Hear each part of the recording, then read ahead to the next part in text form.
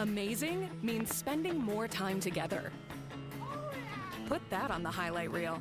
Amazing hits the road with a full tank of gas. And snacks. Like a lot of snacks. Amazing starts at CSL Plasma. Donate plasma today and receive up to $700 your first month. You can help create medicines that save lives while making a difference in your own. CSL Plasma. Do the amazing. Donate plasma today. I could be wrong, but it was at 9%. Wait, somewhere let me in the just, I'm middle. just trying to wrap my head around the timeline. In June of 2019, Biden had inflation. I want to say it was June of 19. It might have been 20. Okay. You understand sorry, that Donald Trump 20 was president for both of those years, right? I'm sorry. I'm an idiot. I said that Fox News lies. Like they have lied. I'm not. It's mainstream media. The CNN lies. Fox News lies. MSNBC lies. So who do you trust? None of them. So how do you get information about anything? Do you? I have to literally look at. I have to look at a bunch of different sources and then come to my own conclusion. It's this wild concept where I don't just blindly trust mainstream media. Okie dokie. Yeah, I'm trying to keep this quick, but it's a little long. Let me start off by saying so. I never spoke with Destiny before. I don't really watch his content. Heard he's a skilled debater, but I don't really think people understand what that term actually means. A skilled debater will argue the facts, but the debate me bros, which I would consider Destiny, is more of a master manipulator as opposed to a skilled debater. Using narcissistic abuse tactics and gaslighting and gotcha moments and saying I won before the debate's even over. It's just not really what a debate is. That being said, in this debate, I will be as thorough as possible and present my arguments by backing them up with real facts and statistics. For instance, this debate is about whether or not Trump's first 6 months in office are a success or a failure.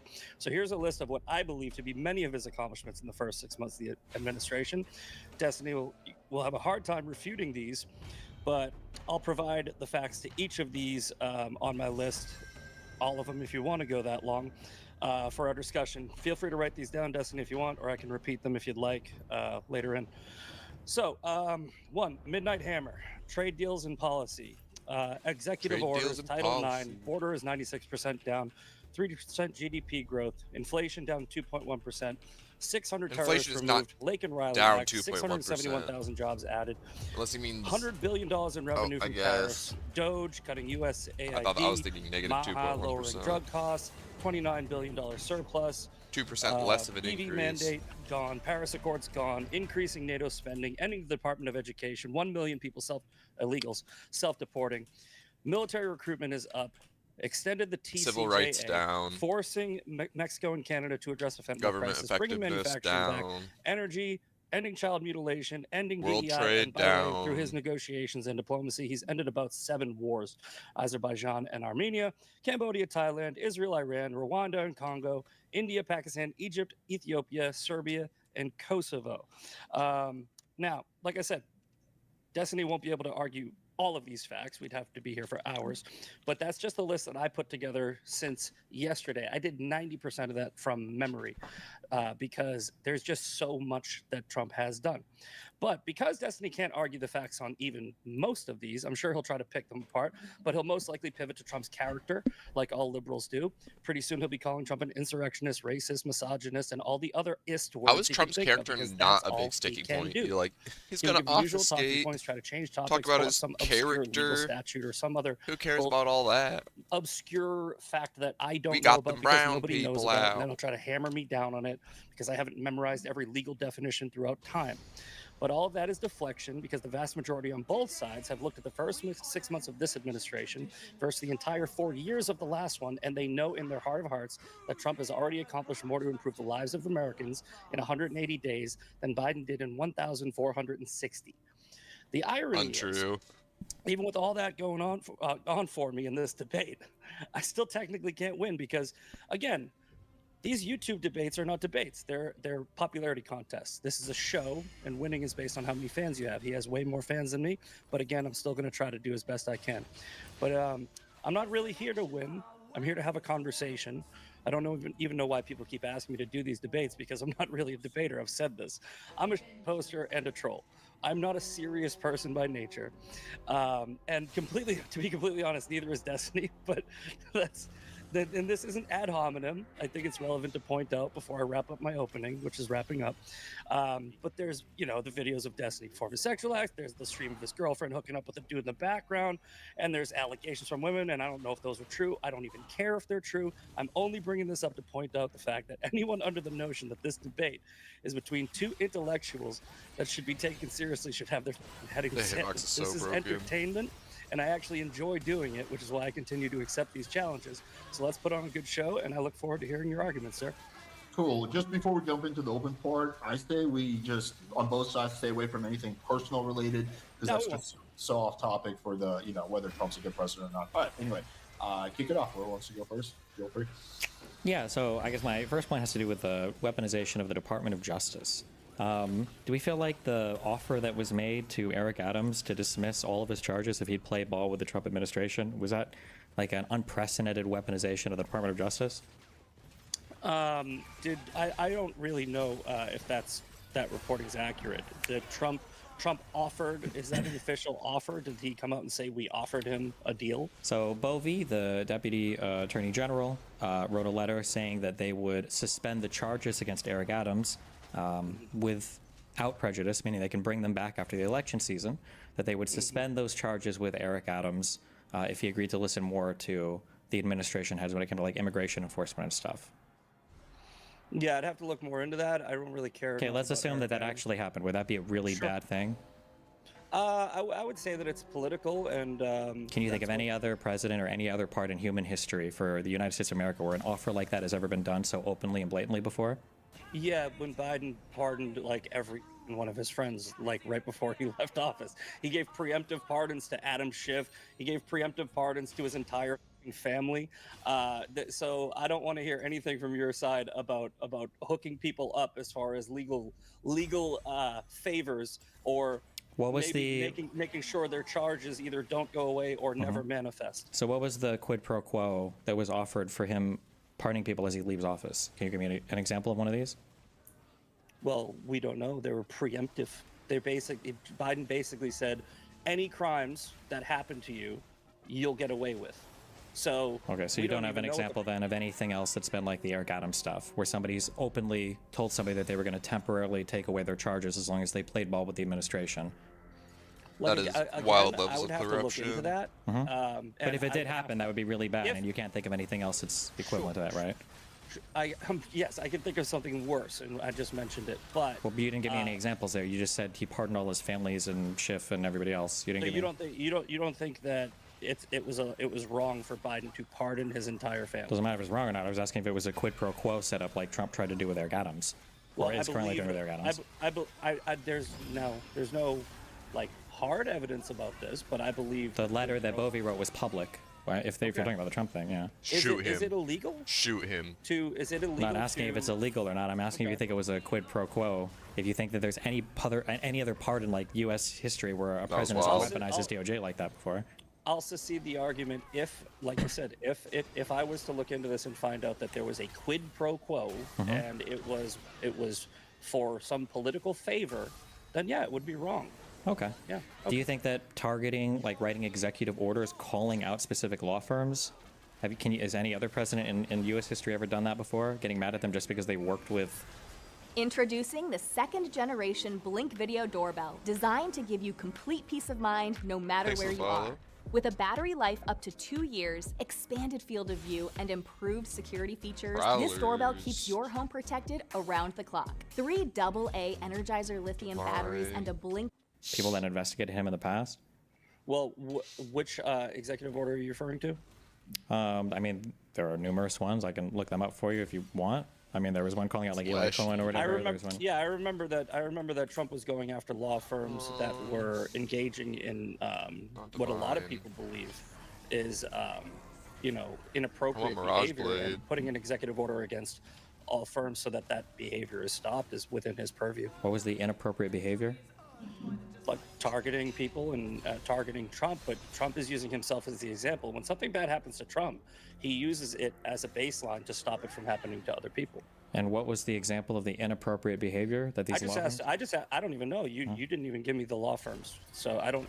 Just like you, I don't know the executive order you're talking about. Well, I don't know the numbers of them, but the executive orders were focusing on law firms that had just worked with Hillary Clinton or worked with Mueller in the past.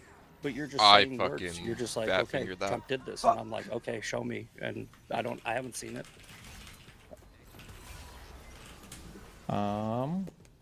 Okay. I mean, we can read through some if you want. Would you like to do, or? I mean, it's up to you, man. I'll let you continue with your line of questioning, and then I'll ask some questions of you.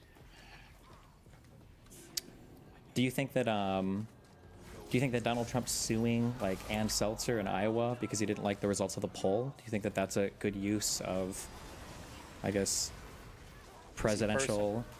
Is he suing her? Is he suing her, or is the Department of Justice? He's suing her personally, but he is the president of the United States. So presidents can't sue people if they're. Can you think of a single example in U.S. history where another president has sued somebody while he's in the office of the presidency? If it was Biden or Obama, it would be the most fascist thing we ever heard of. No, but when it it's doesn't Trump, matter. A person can sue anybody at any time, as long as they feel like there is a valid claim. So I don't know. Are you saying that Trump should suspend his rights as an American citizen because he's the president? I'm saying that the president of the United States suing pollsters because he doesn't like their polls is really bad. It's just a really Are you talking about the poll? Are you talking about the poll that had like a 17-point swing and no other poll had that, where it was like there was doesn't matter, it was any absolutely poll, yeah. ridiculous. Yeah, no, I think that what they engaged in was election interference by post. Oh, it's right there. I believe that what they were trying to do was inflate the numbers and drive up more positivity for Kamala Harris. If you think it was election interference, that's what you're doing. Why would Trump do a civil case? Why would he do a criminal case then? Maybe that's the only avenue his lawyers saw fit. I don't know. I'm not on his legal team. Okay, so that doesn't make any sense. His lawyers saw fit. He can just direct the Department of Justice to do an investigation. Okay. Again, let's go back to this, right? Donald Trump is a United States citizen as well as the president, right? And he has the same rights that we do. So if I felt like somebody had wronged me, right? Like I'm going through a defamation case right now.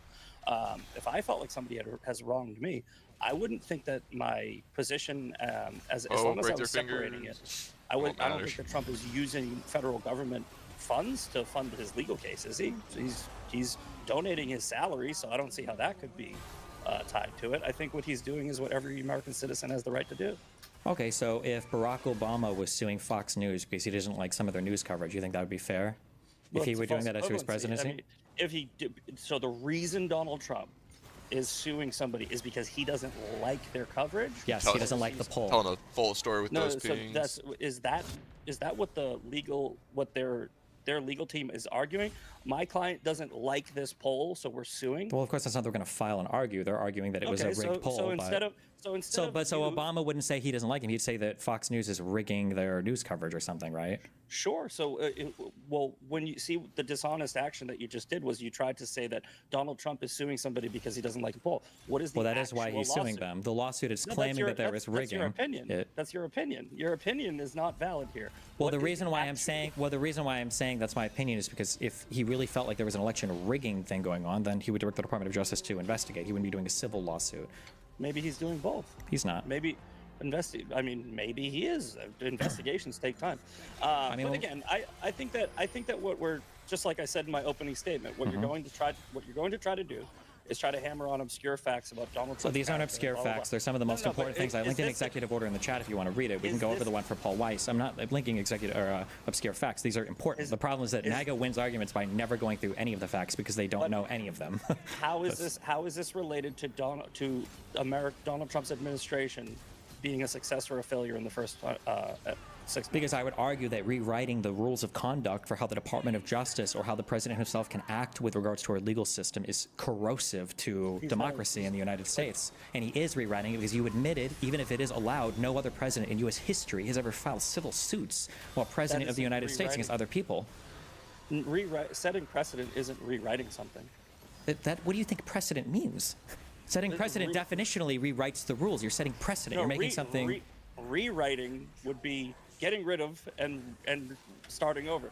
Trump, by Trump being the first to do something doesn't mean he's rewriting. It means he's writing.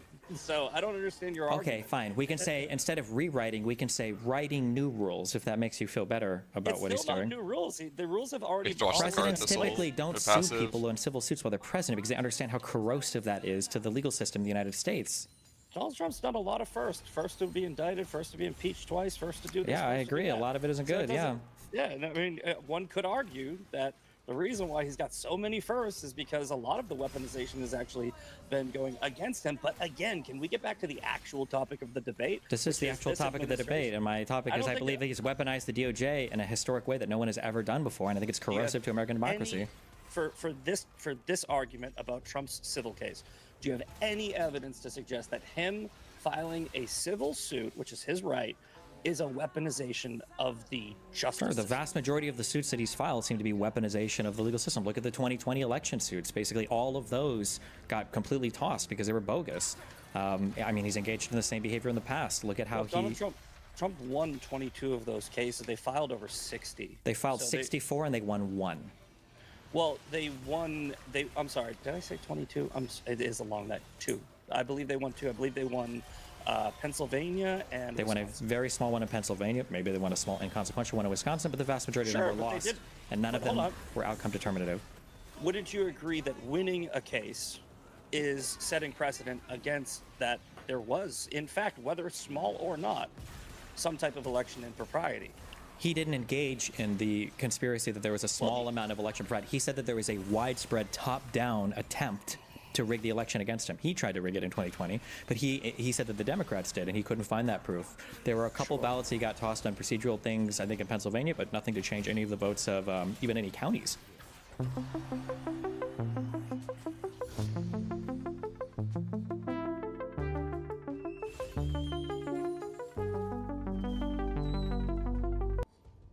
Like wholesale. So, do you have any I'm gonna obviously. I think we should go back and forth, but maybe I can ask you a couple questions, so we can you've had ample time to ask me. What do you think? Let's just pick one out of a hat. Do you believe that the 3% GDP growth and inflation being down to 2.1% is a success or a failure? I think inflation is going up now. I thought the last number was 2.7. Just as a real quick thing, I guess, but we can move on to this one. We can talk if you want. So you acknowledge then that for all of the civil suits and for the utilization of the DOJ, no president in U.S. history has used it this way. Now, maybe you think it's a good thing, but it's novel. Trump is the first one to weaponize the DOJ and to weaponize civil cases like this while in office, compared to any other president in U.S. history. I would have to look it up, but if I will take your word for it. If no other presidents have done it, then that would mean he's the first to do it. I don't think that that's rewriting, abusing, or doing any type of weaponization of the justice system. I think that he's a citizen of this country, and if he feels like he has a lawsuit that he can file against somebody, he can. I don't see how, as long as he's doing it civilly, on his own, with his own money, and his own lawyers, I can't make that argument. I don't see how anyone can make an argument. I mean, it's really easy. It's very obvious that the president of the United States suing you in a civil case is putting a ton of pressure on you, and it's probably a really bad thing that you have the president suing you. Like when he sues ABC and they're looking at mergers, right, for their parent companies, it's probably not good to have the president individually suing you. You know, he's the one making the final call on whether or not a merger gets approved or not, right? It's probably not good for the Biden administration, I believe, sued. I want to say they sued Newsmax. Was it Newsmax or Fox News? The Biden administration had sued news organizations. I think a lot of administrations have sued news organizations. Yeah, no, that's not true. No, that never happened. That's just not true. But okay, sure. We could let's not do the look up everything. Sure, that's fine. Well, here before we jump off, because we can do your next topic next. Like that Fox News settlement on the Dominion thing, that was just a huge lie from top to bottom, from the Trump campaign to Fox News hosts. There's never ever in the left-leaning media been a case even remotely as big as that where everybody was lying about election fraud like that, and the Dominion people, right? I think that there's an argument to be made that there was fraud, and the fraud was not of misinformation. And look, I'm not gonna argue. I think after 5 years, I'm done with it. So I've moved on. But have you moved on? Do you acknowledge that he lost in 2020 then? I think that there was election interference. Even though no evidence was brought, he lost basically every single suit. Nobody agrees that there was no point. Like Fox admitted they lied about all the Dominion stuff. Well, actually, the vast majority of those cases were thrown out on standing. So it's not like they actually argued the facts of the cases and put them. Facts of the cases are considered when you're considering standing for a case. It's not the judge's fault that the people were bringing up the fact that they wanted to throw out every single ballot as a result of some minor procedural issue. Right up the street from me, in the 2020 election, a woman was arrested for having like 5,000 ballots. There was election fraud. For election, I mean, I think that even the Democrats will acknowledge that election fraud does happen. So to dismiss people who have a claim, whether or not it's true or not. No one is talking about individual claims of election fraud. Donald Trump said there was a top-down plan by the Democratic Party to rig the election. Well, doesn't seem like that ever materialized anywhere. I think that a lot of that comes from the pipes bursting and people pulling out boxes and all that. Yeah, all of that was fake. They lied about all of that. They lied about all of that. It was on video. I mean, what about them covering? They were covering up the windows at the polling station. So like on the pipes bursting and the boxes under the table, it was on video, but they cut the part where the boxes that were pulled out from under the table were just put there under the table from the lady. You have the truck drivers admitting that they were taking ballots from state to state. There was a lot of stuff. And why did none of it pan out in court? Notice like, don't know the that would specifics be on any of arrestable. this. Like So I've listened to a lot of these cases. prison. I can show you. We can watch the full that. videos right now in Georgia if you want over those ballot boxes appearing from under the table. Like none of this is true. You've just been lied to because you consume conservative media without questioning it. Sure. Yeah, thank you for telling me how I think. Look, I think that we should move on because relitigating the 2020 election doesn't have anything to do with Trump's success in the first 6 months. So, okay. You say you moved on from it, but you still don't even believe in the results of the election, which I would say is like immediately disqualifying from having any opinion about U.S. politics, but including from the President of the United States. But yeah. Okay. Yeah, let's focus on Trump's second term since that was the debate proposition. Yeah, yeah. So again, all right. So we went through the GDP growth and the inflation. Now, how do you feel about the border? Wait, I don't think Destiny ever got a chance to respond to that because he said inflation's going up, and I think inflation right now is at 2.7%. I think was the last number I saw. What was the average of inflation during the Biden administration? I don't know. Probably quite high post-COVID, I would imagine. So it's gone after down the economy Trump set up. Let's go with 6 months. When they say the COVID economy, it's literally like Trump set up the COVID economy, and then Biden had to get it back to normality. I mean, I'm sure. That would be the metric to how I would measure. No matter how much Trump messes things up, it's going to be better than post-COVID, right? Post-COVID, the entire world was experiencing inflation. Are you saying that was like? Let's not do post-COVID. Let's do from the first 6 months.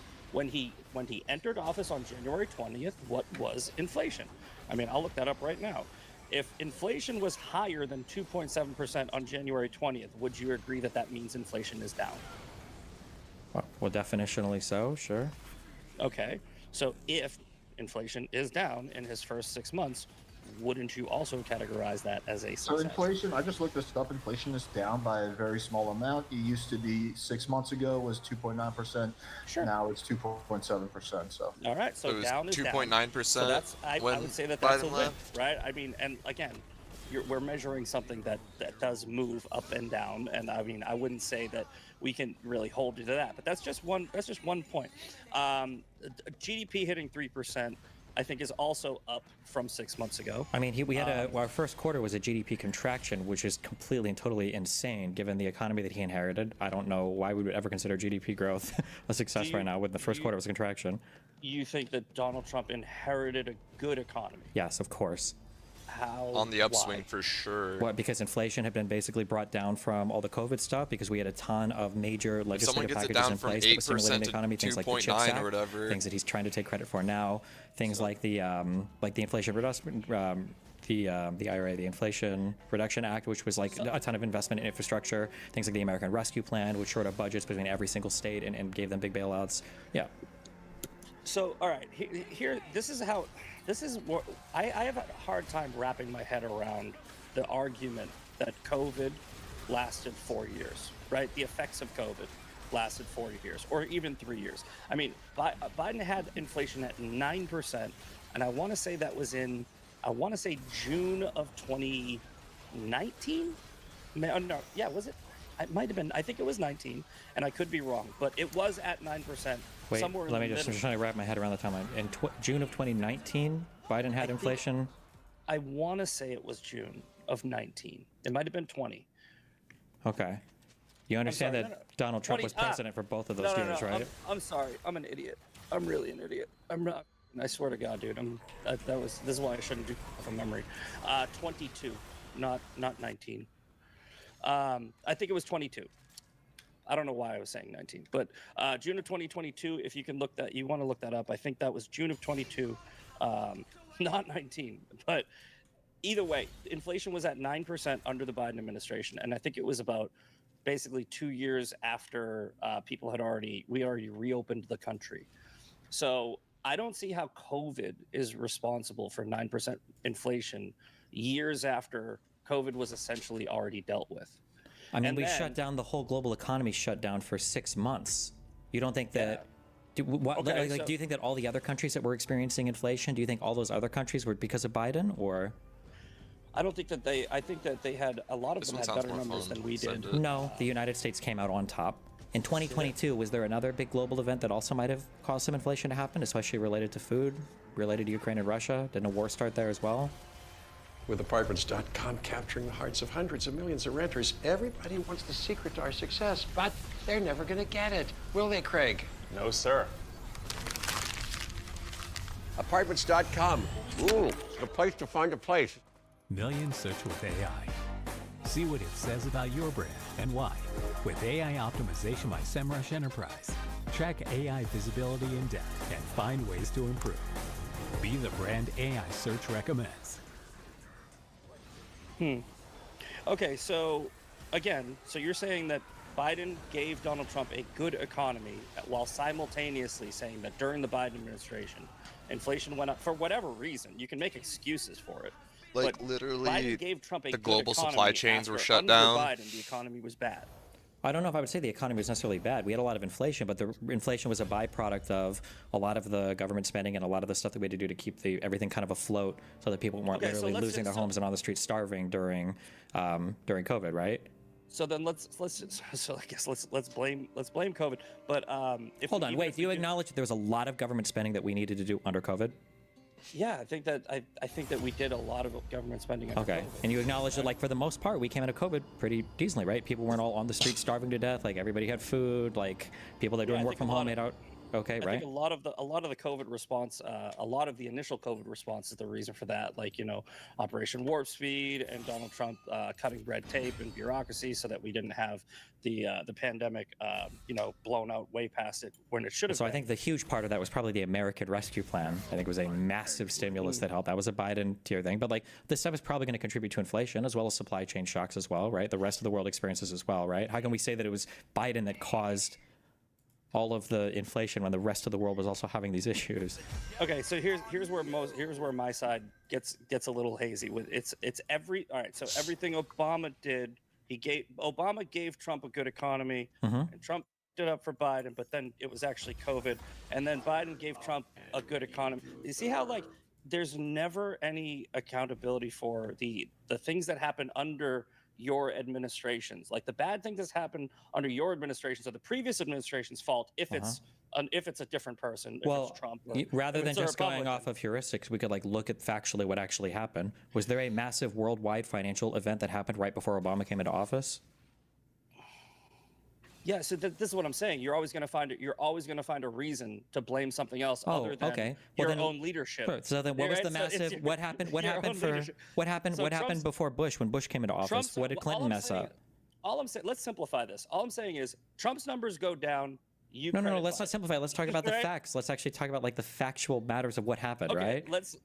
Are there any other reasons why the economy has come down?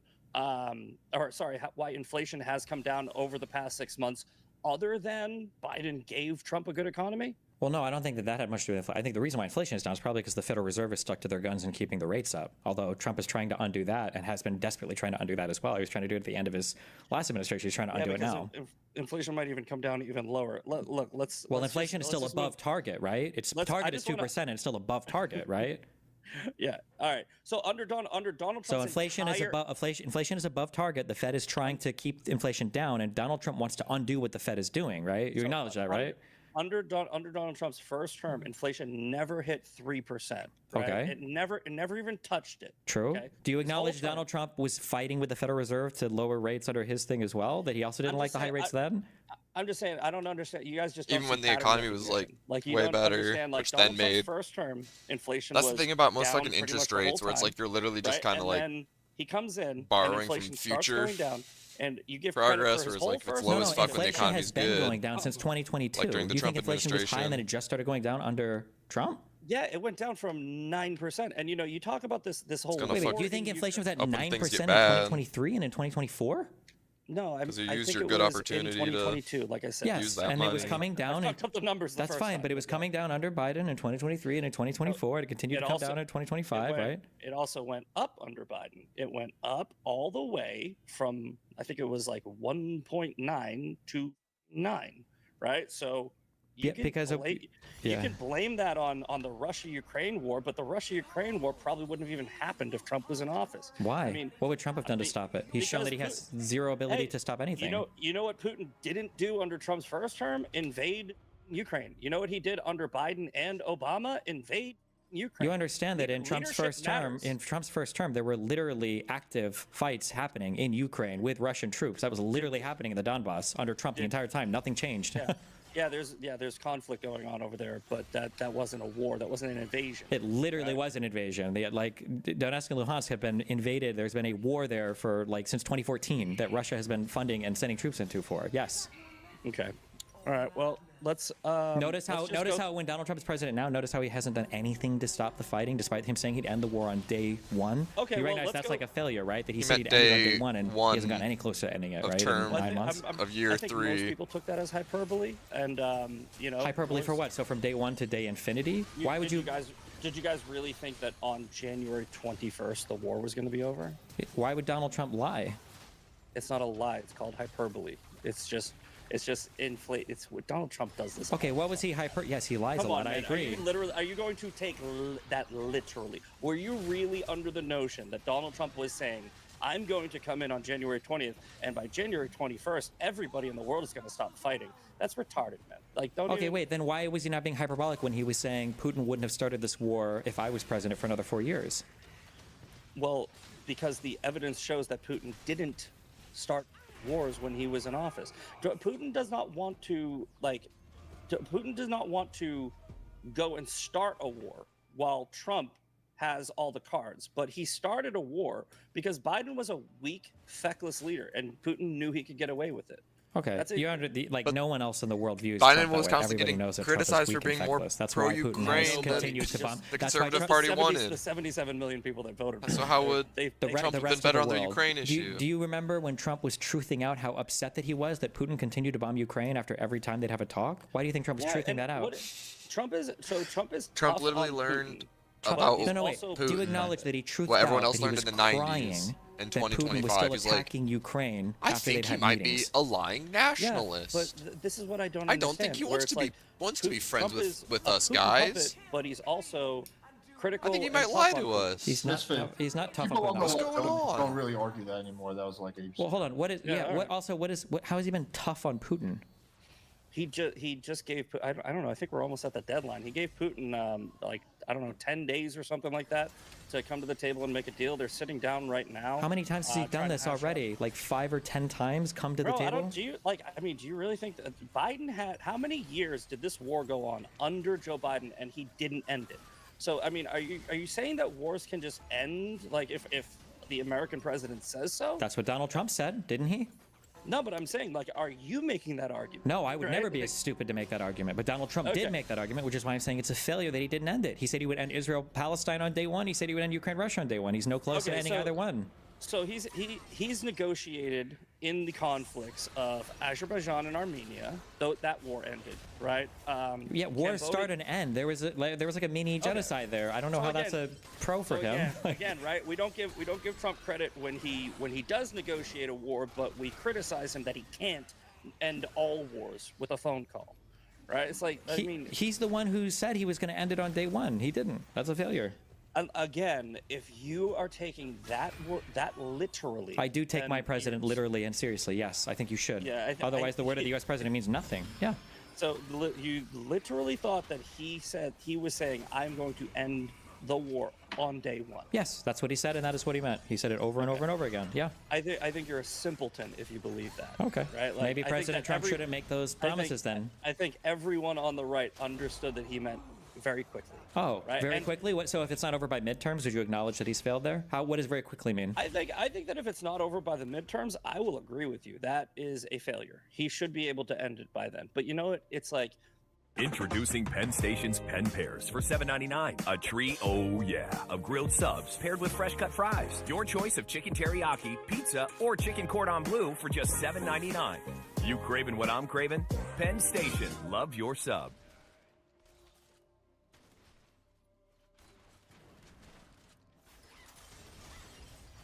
Performing on the biggest stage in the world was just one step in my journey.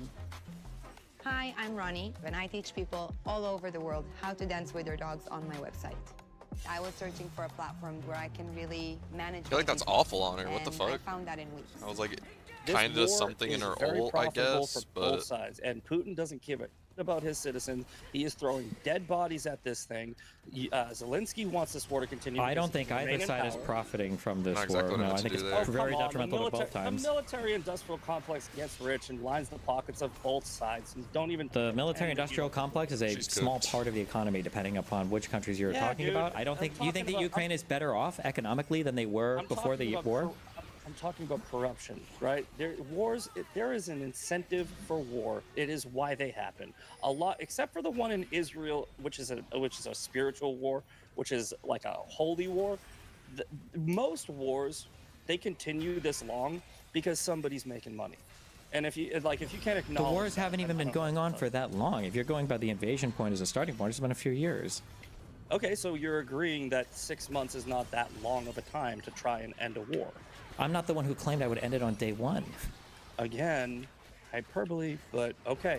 I feel like let's move on. I want to get back to guys. I want to get back to economics because I feel like that hasn't been fleshed out. So just Misfit, you did make a point that inflation went a bit down in the last 6 months, which is true. Yeah. Also, jobs did go down. So in December, there was 250K jobs created. It's still in July, I believe it was 70K. So you both have like a little bit of I don't know, different metrics. So I wanted to see you guys discuss that. Let's talk about jobs, okay? And thank you for helping us move on from that because it was getting ridiculous. The U.S. has gained 10,000 manufacturing jobs in Trump's first full month in office, right? After losing an average of 9,000 manufacturing jobs per month in the final year of the Biden administration. The creation of 671,000 new jobs, which is attributed to extending the TCJA and making sure that all those jobs weren't gonna be lost. I'm just looking through my little notes here, but I think that with those two alone. Right? Would you say that Trump has successfully created more jobs in the first 6 months than Biden? I guess because that's the comparison. Almost certainly not, but that's not really a fair comparison for you. You're always going to lose there because coming out of the COVID. Yeah. So that's always Biden's going to slaughter Trump on any job-related stuff. But when it comes to manufacturing, it wouldn't be attributed to Biden. Okay. Well, yeah, I wouldn't do that. But wait, you recognize I'm being fair there, right? Because I'm saying that inflation was high as a result of COVID. So, I'm not going to say that that's Biden's fault, but I would also say massive growths in jobs after the recovery. I'm not going to say oh my God, he created tens of millions of jobs. That's also recovery from the recession. So I'm being fair on both sides of that, right? I'm not just trying to claim victory on one and not the other, like you just tried to do by saying that we can't give him credit for the job stuff, but we can blame him for the inflation, right? Would you say creating 671,000 new jobs through a mixture of tariffs, GDP, and the TCJA is a success or a failure? I don't think that any of those three things create more jobs in the United States. So the economic impact from the extensions, the tariffs, and the numbers are real. So the 671,000 new jobs that have been created, which most economists are contributing to those three factors, right? How do tariffs create jobs? Can you explain that to me? Well, they've brought in about $100 billion in revenue. So that's just a tax on the un-American manufacturers. Yeah, I understand that. It's not a tax. There is no a tariff is not a tax. Tariff is an import tax, right? It's not a tax on the American, right? An American doesn't pay a tariff. You're Who pays a tariff? You're saying that it trickles down to the American. No, I'm not saying it trickles down. I'm saying literally it's an import tax. That's a tariff. What's there a tariff and an import tax? Hold on. You're saying that the American citizen gets a tariff tax, right? Like it says tariff tax, or are you saying that? Yeah, like if you've ever imported something before, it's on the bill as an import tax. It's literally legitimately what it is. Yes. I'm talking about consumers. Well, a consumer might not necessarily see import tax without shipping things in, but it'll be the manufacturer. It'll be the American manufacturer that sees it. Yeah. American manufacturing companies would have to pay a tariff. Yes, I agree there. So we were talking about two different things. On the average American, though, we're not paying the tariffs. We're not paying taxes on those. But a lot of people make this false claim, like, oh, it's a tax that's rolled over onto the consumer. That's what I thought you were referring to. Well, I mean, American manufacturers are still Americans, right? Yes, the manufacturing companies, if they want to continue to do business, but they also don't have to pay the taxes if they just don't do business there. They can do business other places. That's fine, but you said that. I'm just saying that when we say that we've made $100 billion in tariff or whatever, that's just a tax increase on local businesses. That's all that is. Again, I'm just quoting from the which source is this? I believe this is from I think this is from The Hill, I believe. Are you talking about Trump's first or second term, just to clarify? First term. The TCJA, I think this is from The Hill. The TCJA extension and tariffs contribute to reported economic growth. Then they cite 3% GDP, 671,000 jobs through tariffs. Though they do say tariffs do risk higher consumer prices. So that's why the company that is getting you the product is paying a tax. So the Trump tax cuts, but they refuse to ever pay taxes, so they put the cost onto you. Right? It's a ton of deficit spending by the government, so that's of course going to lead to greater economic activity. But the tariffs are a tax on imports, so that's just money that American citizens are paying to the government. Yeah, only if they continue to do business with people that are ripping off America. They can also not pay that tax. They could, but they paid $100 billion of it, according to you. Well, then, that's an import tax, yes. But they're choosing to pay that tax. That's fine. Sure, that's great that they're choosing. I'm just saying it is a tax. It's an import tax, yes. Yeah. So it's not like when the federal government forces you to pay taxes on something, like they just raise your taxes, right? It's like that's where I think that there's a lot of confusion. Maybe not with you and me, with a lot of people. Well, I mean, what do you mean? They're choosing. I mean, you could just choose to work less. You wouldn't have to pay so much in income taxes, no? Sure, exactly. Yeah, no. It's definitely going to hurt companies that want to do business with countries that are taking advantage of us. Well, with any countries that we import anything from, right? If those countries are, like China and other countries who let's use the it's every country around the world, isn't it? Right now we have global tariffs. Countries who are not paying their fair share, right, are being punished. That doesn't make any paying their fair share for what? For exporting stuff to us? Yeah, I mean, well, they've been taking advantage of us and charging us these ridiculous tariffs.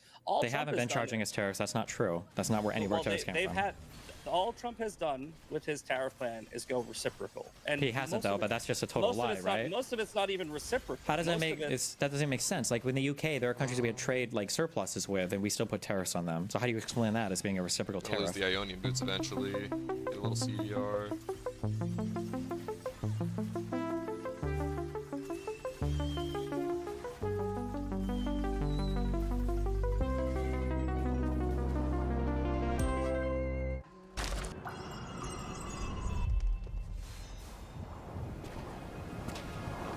He did the same thing to Israel too, because he's just going across the board. So across the board, so they're not reciprocal. These are just none of these tariffs are reciprocal, right? The tariffs which are estimated to have brought in. Hold on, wait. Let's see if we can agree on this one point. None of these tariffs are reciprocal, right? You can choose a single country if you want. We can look it up. There's none of these countries had tariffs on us that were reciprocating what we are putting on them now. None of these, not a single one was.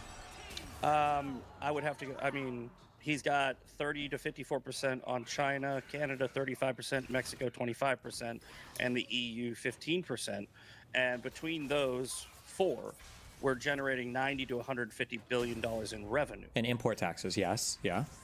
So, but Mexico didn't have tariffs on us, right? We don't have reciprocal tariffs on them. We just put tariffs on them. They didn't have tariffs on us before, right? So I think I was saying with like Japan. When I was making that statement, they're not really reciprocal. Definitely true with the Penguin They're Island. just tariffs. The penguins were not tariffing us. I go, he's doing reciprocal, which are not reciprocal. I said it before you. True allies. Okay.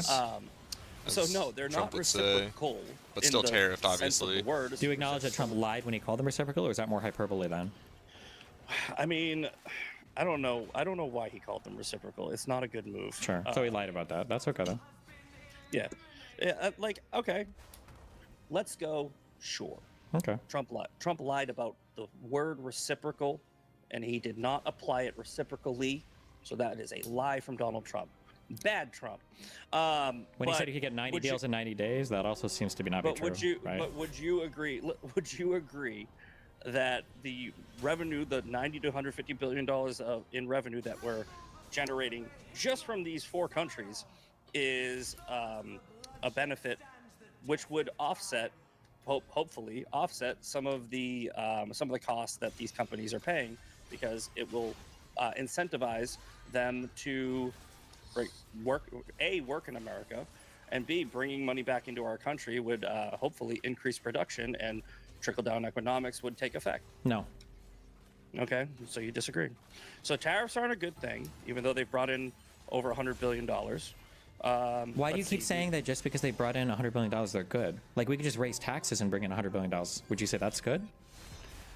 Well, raising taxes is forcing people to pay something. Donald Trump is giving people a choice. If you want to work with these countries, cool. You can pay those taxes because those countries are being taxed. Trump is taxing the people who are doing business with those countries. That is a choice that they are making. Sure, but there's no way for a lot of these companies to even do business in the United States. Like, this manufacturing doesn't even exist in the U.S. You have to buy from other countries. Okay, well, speaking of manufacturing, I have one right here where I wanted to CC him and fucking run in the circle, get the plan. I believe with manufacturing, 1 second. Apologies. I just gave too many bullet points, and that's why I probably shouldn't. I want to say it was yeah. So I already said 10,000 manufacturing jobs, $285 million investment in U.S. electrical product manufacturing. You know, for manufacturing, like, we've lost manufacturing jobs steadily since Trump has been in office, right? They've just been going down. In the first 6 months, because the jobs are manufacturing. It takes 6 months to just put the infrastructure together. Well, no, it takes like 10 years. So we're not going to see any. I'm saying it would take like if you wanted to build a plant in America, if you wanted to move your country, and I mean, we already have, what was it? Was it GE? I think it was GE is bringing their factories here, and there's a couple other companies are bringing their factories here, and they're going to start now building in America again. Are you saying that it's a bad thing that these companies are now they're now bringing their jobs back to America? You think it's First of all, our unemployment is already low in America, so I don't know who's going to work these jobs, number one. Number two, a lot of these companies are moving stuff here. We're doing it because of the CHIPS Act under Biden, not because of these crazy tariffs from Trump. And number three, if you really want big capex, if you want investment in the United States, you need some stable way to do it, and tariffs that are unilaterally issued from the president's office with no trade deals, no involvement from Congress is the worst way to do it. People are just waiting basically for Trump to welch on all of them, like he keeps doing over and over again. I think he just did it today again with China, or for the next president to come in and just get rid of all of them. So you're just making another assumption. Wait. What assumption do you think I just made? That was an unfair assumption. You're saying Trump is just going to welch. Has he not over and over again delayed the massive tariffs? Are you saying that that's not true? So... That's a simple yes or no question. Has he delayed putting on the big tariffs on China multiple times so far? Yes. Okay. As a negotiation tactic. Again, so like... Wait, why'd you just say I made an unfair assumption? When he's done it multiple times. Yeah, but you're calling it welching as opposed to what I think a lot of people on my side think and acknowledge, which is it's a negotiation tactic. I understand you guys acknowledge that and think that, but it's with no foundation. Trump has negotiated nothing in his 5 years as being president of the United States, right? Trump is known as the great negotiator. Every single promise. Yeah. What is one thing that Trump negotiated for America in the 5 years he spent as president? A single good deal. Well, he negotiated a bunch of hostage releases. That actually helped. He said he would get all of them. They still have some there. So he hasn't even gotten all the hostages from Hamas. If Trump isn't perfect, then... It's not about perfect. You said he was the great negotiator. I'm saying in 5 years, what has Trump negotiated? You hold Trump to the standard of perfection, right? Where like he can't say hyperbole, he can't say anything that can be even. He needs to be honest. He needs to not lie. I mean, like again, see, lying and hyperbole. It's like you're basically saying that he has to be truthful. Yes. Every single time he speaks, if you can contextualize it in a negative way, you will, right? I'm just asking what deals Trump has negotiated for America if he's such a great negotiator. This is actually an important point because this is the way, the method of thinking on your side. Yeah. Right? When Trump says, I'm going to end the war on day one, his supporters do not think that he is going to end the war on day one because we have common sense and deductive reasoning. And we go, nobody said that before he came into office, just to be clear. Yeah, he's being hyperbolic, obviously. There is no way within 24 hours of moving into the White House, he's going to end the war in Ukraine. I mean, he literally was taking credit for ending the Israeli-Gaza war because of Witkoff going and talking to them prior to him stepping into office. He said he ended it before day zero, and that ceasefire fell apart. So, but maybe he was just being hyperbolic in all of these things, or you just don't know about any of it because you're only watching conservative news.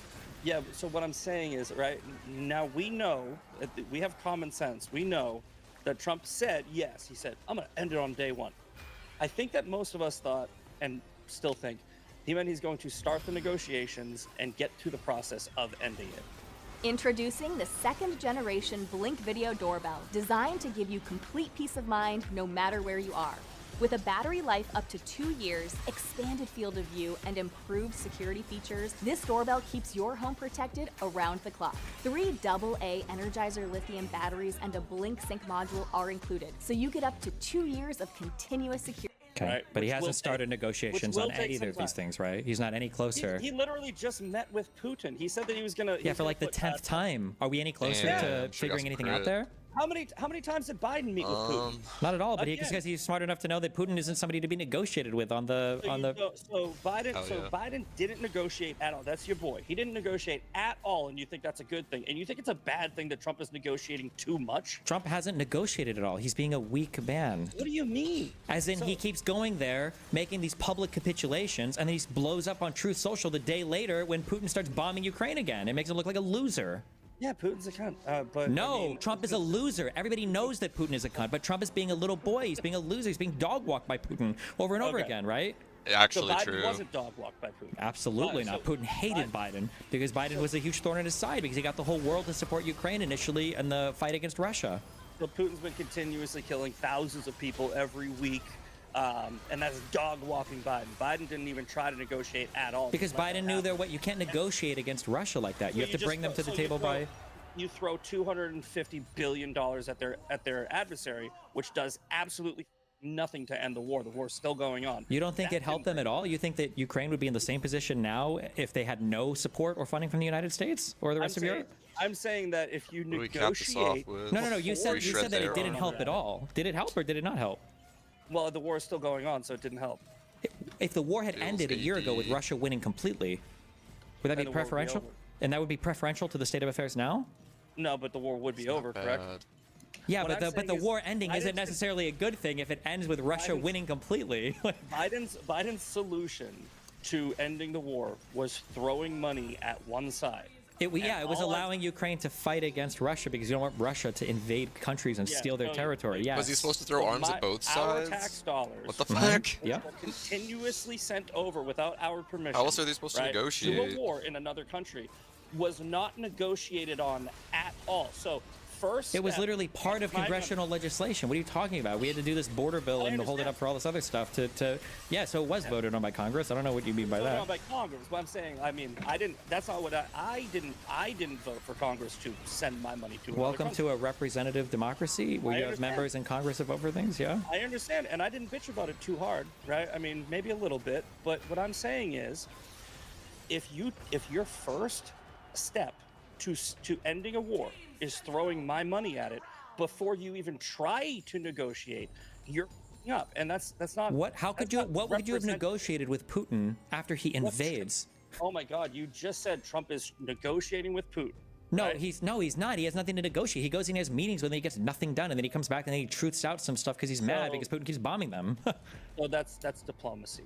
That Trump is doing diplomacy. Diplomacy is when you talk to the enemy and get nothing done, and he keeps doing the exact same thing he was doing before, and then you get mad at him.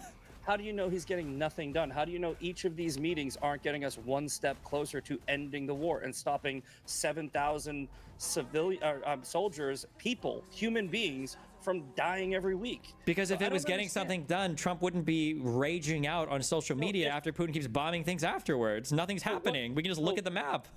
Once again, right? Once again, you think if Donald Trump is going to a meeting and he doesn't, on the first try, get Putin to say, okay, you win, then that's not a negotiation. How about the 5th try or the 10th try? How many tries does he get?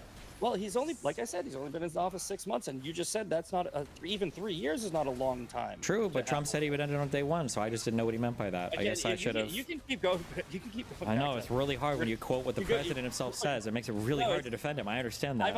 I've already explained it to you like a child, and you keep doing it. Yeah. It's like, how many Republicans? I'm curious. If we were to bet $50, if we were to bet $50, how many Republicans in the media were saying Trump is being hyperbolic right now before Trump get into office? How many people were saying he's being hyperbolic? This is what zero. I said. The answer is zero.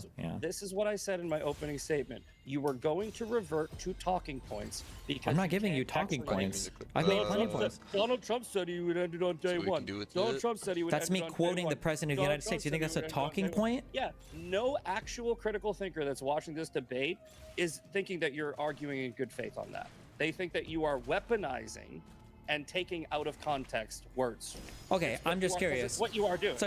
So when Scott Adams, okay, huge Trump supporter, was saying this online, that Trump could end the war in 24 hours, that he was being hyperbolic, that he didn't think that actually happened. When Jack Posobiec, who I think is like working now in government positions, when he's saying, quote, I will work with Ukraine and Russia to end the war in 24 hours, as the Bible says, blessed are the peace. Do you think he was being hyperbolic? Or when Benny Johnson here is saying, I want everybody to stop dying, Russians, Ukrainians, and I'll have that done in 24 hours, and everyone's clapping. All these people, I can find you more tweets about all these conservative commentators were all being hyperbolic? No, they're retarded. Benny Johnson, Benny Johnson, Jack Posobiec, whatever, is retarded. They are clickbait clout chasers on the right. Who's one that wasn't retarded? Give me one that wasn't retarded. Just one conservative commentator who's not retarded. These people are doing this for clicks. They are sensationalists. Sure. So give me one who's not. So they're going to take what Donald Trump said and sensationalize it, just like you're doing. Well, no, they're just quoting him verbatim. They're quoting him verbatim. Now, that might be sensationalizing it for you, but they're just quoting him verbatim. No, you are both doing the same thing. You are taking hyperbole, putting it into literal terms, and sensationalizing it to paint your own narrative, like for your own reasons. Sure. And my narrative is just like Donald Trump's own words. Oh my God.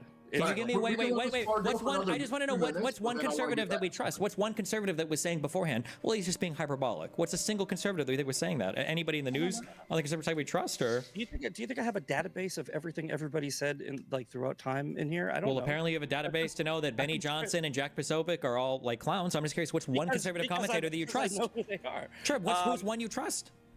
There's conservative commentators. Dan Bongino does a great job of covering things pretty fairly, and I don't think that he ever said Donald Trump would end the war in 24 hours. But if he did, then he was wrong. Okay. So all right, let's redirect, because we've spent a lot of time arguing about whether hyperbole or how seriously you should take Trump.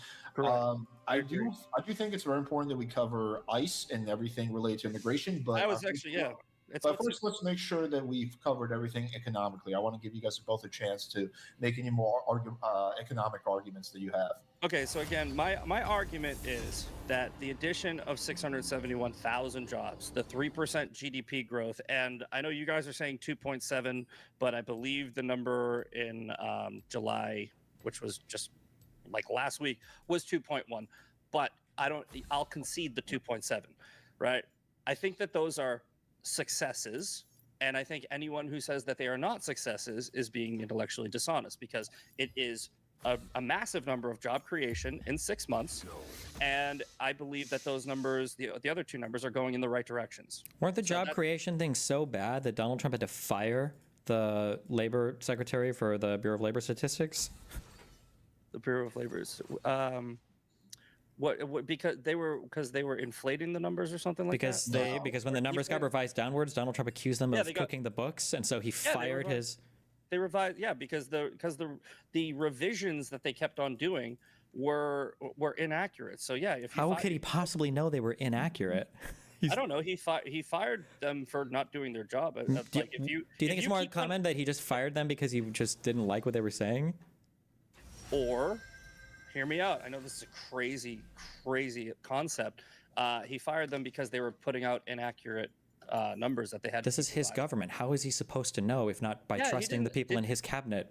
Did he? So he hires people, right? Then they don't do their job, and how does he know they didn't do the job? Because they had to keep revising the numbers are revised all the time. That's how it works. Yeah, but he doesn't want that. He wants it to be more accurate. That's not how it works. That's not how you collect these numbers. There's always revisions. Under the Biden administration, the numbers always had to be revised in the direction that was. They had a guesstimate that came out, and then they got more info, and they re-released it. And Trump cried. Can we? I'm just asking, how can he possibly know if the numbers are right or wrong if he's not trusting his own data people? We're going to be here all night if we spend 30 minutes on one topic. So. Well, I do want to cover economics because it's really important. So let's let this play out a little bit longer. Okay. I'm just curious, how can Donald Trump, if he doesn't trust his own government to tell him the right numbers, how could he possibly know what the right numbers are? I believe the reasons that Trump gave for firing the head of the Labor Bureau of Statistics was because of the numbers that they were putting out were factually inaccurate. Yeah, but I'm asking, how can he know they were factually inaccurate? What is he basing that looking on? For your next That's rental? a good question. No matter what kind of rental you're looking for rent.com. What are they basing it on? You would have to ask him. Okay, that's okay. That's the thing. He doesn't need a reason. He just says stuff. People agree with him. And like, he has a guy. Reasons. This is my job numbers guy, and then the job numbers guy gives him job numbers. He goes, I don't think those are real. And he fires him. I'm asking you, how can he know what the job numbers are if he fires his job numbers guy? Is there like another source maybe? Where no, there's not. He fired him because he wasn't happy with it. He just wanted them to be higher. That's it. That's the obvious answer. It's so obvious, and that's why this guy's twisting himself into a pretzel to try to figure out. Okay, so he fires people when he thinks they're not doing their job. Right. He fires people when he's not getting the answer that he wants from them. Fine, fair. That's your opinion, but okay, that's his right. He's president. Okay, that's fine, but then be honest about it. He fired because he didn't like the numbers, not because he think they're wrong. Getting this and then going to Leandry's, be insane. Chair of the labor statistics. I elected Donald Trump. If Donald Trump wants to hire a cabinet member and fire a cabinet member every week for the next 4 years, I'm okay with it as long as in total the country is doing well. Sure, you shouldn't be okay with that because that shows a massive inability to lead. If you're having to fire and rehire for the same position every week, it shows you're a failure of a leader. You know how I run a business. Do you? You're either being a delusional boss or you're terrible at picking people. I don't know, 10, 20. It depends on what counts as a fire or not. I fired in about 10 years, right? I fired probably 60 or 70 people, right? So, because I get these guys who I work construction, right? I get a guy, he works out great for a couple of weeks, and then he starts showing up late. We're not talking about that. You're talking about you firing and rehiring like the COO of your company. What I'm saying is, I don't need a reason, right?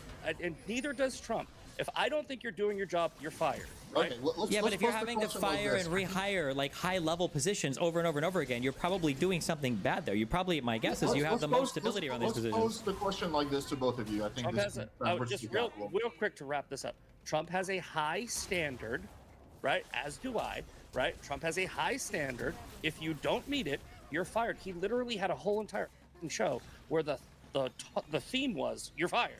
Trump is doing Trump, and I don't understand why people think that's a bad thing. I want my president to have ridiculously high standards. If you had ridiculously high standards, you wouldn't hire incompetent people in the first place. You had to fire. Biden hired incompetent people. We're not talking about Biden right now. We're talking about Trump right now. If you're hiring and firing people constantly, and you want to talk about competence, it seems like half the people's hiring are from Fox News. You had the massive signal chat leak from Hegseth. That was an embarrassment. You had a second signal chat leak that was insane. Bongino said we were going to get Epstein files. Bondi gave the whole Epstein files part 1, and nothing came from that. Like, what do you mean? These are not the most competent people ever. This is insane. So did Pete Hegseth leak the chat? No, but he was part of it. It was his department. But Pete Hegseth didn't leak the chat. No, it was somebody underneath him. So how does that make Pete Hegseth incompetent? You said you have a business, right? Yeah. If somebody on a construction site is up hardcore, do you talk to the guy individually or do you talk to the supervisor? Yeah, the staffer who leaked the chat was immediately fired, and then his superior resigned. So they're gone. Do you think the fact that Pete Hegseth was in signal chats, knowing he was in a chat? He was in signal chats. Yeah, you're not supposed to be conducting government business there. I think they did. They said that there was no impropriety to have the you think talking about an upcoming attack Trump's on DOJ Yemen that was like scheduled for 12 hours Trump's from now? You don't think that was an State improper thing to be Department having did in an nothing unsecured wrong. chat? That's fantastic. I mean, it was. I'm glad he has so much was, confidence in the government. I probably wouldn't, but I'm not sure asking the what you exact would same do. confidence whenever Biden is like, the You can't even government admit to believes this. this. It's crazy. No. Says They this is already, happening. If Doubt if they're in a signal chat and they're sharing information, which a signal is encrypted, So it doesn't matter. Obviously, bad people can get in there, as we saw. And well, bad people didn't get in there. They literally did. The head editor of the Atlantic was in that chat. Yeah, the staffer let the author in, so it wasn't like it was hacked. They literally opened the door. Yeah, but part of the reason, this is what we know of right now. Who knows who's gotten into other signal chats? We have no idea, right? This is just the one where he happened to invite the head editor of the Atlantic or whatever. Yeah, okay. Probably shouldn't be doing that. That's probably a bad thing, right? That they're conducting official government business in signal chats. Probably not good, right? Can we admit at least that that's not good? Again, no. You're doing exactly what I said. I know. Bringing up facts is like really detrimental to your worldview. You just pivot. Okay. When you can't make an argument, like I said, we have the job numbers, we have GDP, we have inflation all go down. You pivot to signal chat because you can't make your arguments based off of what we're actually talking let's go back to the job. Just to be clear, I wasn't pivoting at all. I was just bringing up the fact that you can't hire and fire people constantly to show competency over the job. And you pointed out the job numbers. I said he fired the job numbers person, and then you challenged me saying it's okay to fire people constantly for their competency. And I'm saying, well, here's an example of somebody being incompetent, like Pete Hegseth, who was part of a signal chat that he should have been a part of, and he didn't get fired. So clearly that's not the case. He's hiring and firing people based on whether or not he likes what they're telling him. Let me go back to the jobs number for a second, right? So if the jobs person, the dude that got fired, let's assuming that he's telling the truth, then I think it was 250K jobs gained in December and only 73K jobs gained in July, which is still positive job growth, but it has declined a lot. If those numbers are accurate, what would be your response to that, Misfit? If the numbers did come out accurately? Yeah, assuming what the jobs guy said is true, then what would be your response to that? I don't understand the question. I'm sorry. So in December there was 250K new jobs, right? Mm-hmm. In July there was about 70K new jobs, right? So the number of job growth has significantly gone down, right? It's still positive, but it went down. So assuming that those numbers are accurate, what would be your retort to that? Well, weren't the numbers making Trump look good as they were estimated, and then they were revised down, which would make him look bad, right? Yes. I'm just talking about the final numbers. Yeah, Trump. I think that's the reason Trump gave. He goes, I don't want you to pump up my numbers and inflate them and make me look good, right? I want you to be more accurate. And again, I don't know this for a fact. I think based off of his track record of hiring and firing many people through both administrations, I think that he has a high standard, and that's a good enough reason for me to fire somebody. So I just don't understand why we like, again, doing exactly what I said you'd do. Pivot. Just talk about what I'm actually talking about. Are the numbers that are accurate? The job numbers are bad right now. The job numbers are bad. Yes. Adding 671. That's not what the job numbers are. They were revised and they're bad. That's why he fired the lady. They're bad. What? Oh my God. These are How could it be bad? It's numbers. under the Trump administration. The jobs that have You're not understanding. The dudes on Fox are News. 671. They told me 1,000 jobs since January. Those are before the revised numbers. No. No, the revised numbers were higher, I believe. So you're saying the last jobs report didn't undershoot where they were expecting them to be? I don't believe so, unless I'm reading this wrong, but this is from whitehouse.gov, and it's also from... You're reading Trump's own assessment of his own jobs numbers? And he's saying they're good? No way. I believe, and NBC News. Here. I think it's about 560,000 since January, but I think this is undershooting what he wanted them to be. They're not, like... I think it averages out to like less than 100,000 a month, which is less than what he's looking for. Okay, so the jobs that have been created, not a success. Got it. What would be good? What would be a good, accurate, like, what would you consider a success? We're making crust count with Papa John's new garlic 5-cheese crust, topped with garlic sauce and 5 cheeses. Garlic bread walks so our crust could run. New garlic 5 cheese crust pizza for $11.99. Better ingredients, better pizza. Papa John's. Streak CRM for Gmail. All the standard CRM features, plus some inbox-powered magic. Well, I mean, the fact that all of the growth is happening in healthcare and crypto or whatever seems to be a little bit spooky. Or no, don't pivot. What do you just answer the question? What number do you think would be? It's not just about a number. It's also the sectors where the job growth happens. Okay, what? No. Like an average upward trend in job growth, like widely and robustly across the economy, would probably be good. Seeing a whole bunch of job growth concentrated in like a singular area, I think it was overrepresented, I think, in healthcare, is a little bit scary. So the majority of the jobs numbers under Biden, and this isn't whataboutism, were government jobs, right? The majority of the new jobs under Trump's first 6 months are private sector jobs. I don't think that's true. I'm pretty sure our amount of government jobs has stayed pretty steady for the past like 30 years. I think it's more than half our private sector, I want to say. But assuming that's true, that would be a good thing, right? That would be more everyday average people instead of just more government jobs. Well, I don't even know if government jobs are necessarily bad. I mean, it depends on what job you're talking about. What do you mean? Well, your side wants more government, my side wants less. So I think that would actually be accurate. You would think that's good. Do you think all government jobs are bad jobs? I think we should have smaller government. I think that's not an answer. So we should fire everyone in the DoD. I didn't say that, but if you let me finish, I think we should have a government so small that we don't even know it exists, right? Our government should be like state and federal government jobs, right? We should not even have thousands a month. We should have tens, because that's how small I want my government, my federal government. Okay. And that's just me. That's just my opinion. A lot of people agree with me. I want limited government, a very limited, so limited that it barely makes a difference on my life. The federal government should have one job, and that should be protecting our borders, right, and just making sure that we're safe. So then how bad do you feel that Donald Trump massively has failed in cutting the debt and the deficit, that the Big Beautiful Bill just added more and more to the debt and deficit? He sort of fight for higher. The Big Beautiful Bill is not perfect. I've criticized it. I didn't say it's not perfect. He failed massively in curbing the debt and the deficit, right? You agree with that? He failed there.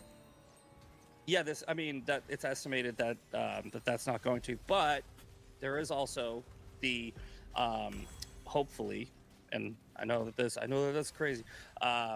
If we bring in more jobs, more manufacturing, and create a booming economy through energy independence and all of Trump's other policies, it will offset the debt that he didn't come down on. I'm not happy about it, so we're going to agree there. So you don't. Well, we don't agree though. You're saying you're not happy about it. I'm saying it's a massive failure. It's a complete, total epic failure.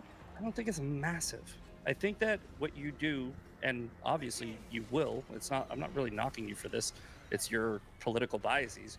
You hyperfixate. I'm not hyperfixating. Doge said they would cut $2 trillion. It ended up being $9 billion. I don't know in what world that's not a massive failure. Doge was a massive failure, and so Doge, yes, correct. I was excited about Doge, and it fell short. Okay. Right? So and Donald Trump said that he would cut the debt and cut the deficit, and he's failed on that. Where's Elon now, right? Like, so it's not like Trump is still saying like, yeah, Doge is awesome. He barely mentions it. Do you think it was kind of embarrassing, given that he hyped up Doge so much and hired Elon to be his personal little puppet in the White House? Like, doesn't that bode poorly for Donald Trump's skills in hiring good people? Well, I think it's rich, considering that a lot of people on your side, I'm not sure if you were also saying this, you were like that Elon is the real president and Elon is controlling Donald Trump, and now you're saying that Donald Trump got rid of Elon, kind of proving yourselves wrong. I think Trump hyped up Doge the same way because I think Elon hyped him up, and I think that Elon sold it to Trump, Trump sold it to America, and that Elon is the one who fell short, and now Trump got rid of Elon. It's so in the straw man version of me, I'm saying that Elon is controlling Trump. I've never said that, I don't think. But in your world, Elon was actually controlling Trump. Elon actually misled Trump on what Doge could do, and then Trump hired him as a result of that. I think hyping someone up and controlling them are two completely different things. Literally, it's called manipulating through flattery. That's literally what that is. Yeah, I wouldn't say. sure, Elon manipulated Trump, but I again don't think that's easy to do apparently. Controlling. I think that Trump's I don't know why they juggling a lot of places. see him as such a fucking strong leader. It's kind of wild. Except for Biden, I think he only juggled naps. But I think that Biden was more successful in every single conceivable metric than Donald Trump's been so far, and will continue to be. You mean the auto pen was more successful? Have you ever seen a video of Biden having an executive order brought to him to sign that he doesn't know what it is? Whereas on every single one that Trump has signed, people are bringing it to him and explaining what the EO is. Have you ever seen that happen with Biden? How many days did Biden take vacations out of his whole presidency? Was it 40-something%? Do you think that Biden has taken more vacation days than Donald Trump has? Absolutely. I will guarantee you that's true. Look it up right now. I'll look it up. But then back to my other question. Have you ever seen, you've seen people bring executive orders to Trump and then explain them to Trump, right? You've seen that, right? Yeah, well, he does that live. Don't you think that's kind of weird that he's not writing them and that he's the one who's getting them brought to him and explained by other people? Isn't that kind of weird? Yeah. No, I think you're being a little sassy right now, but you know how it works. Trump hires people to write the executive orders. They summarize them to him.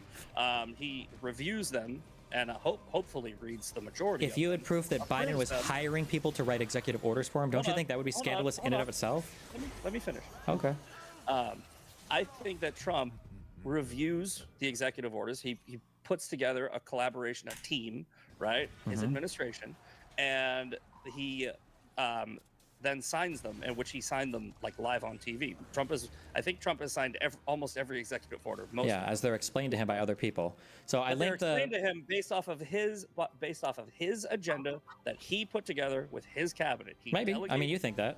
Yeah, that could be the case. But hold on. But what I'm saying is, I don't think Biden put together anything. Yeah, that's great, but you have no proof of that. You can't prove any of that, right?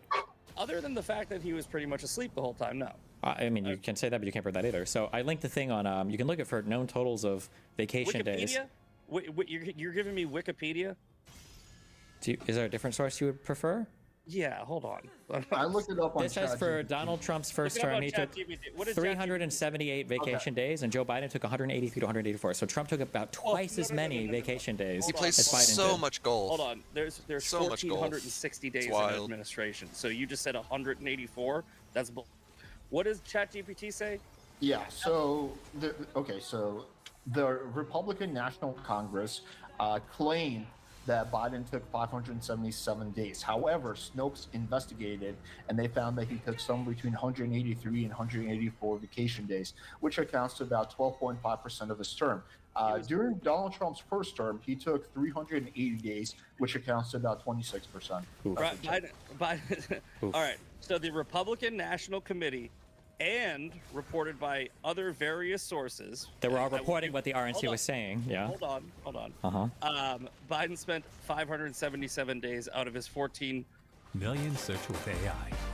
See what it says about your brand and why with AI optimization by SEMrush Enterprise.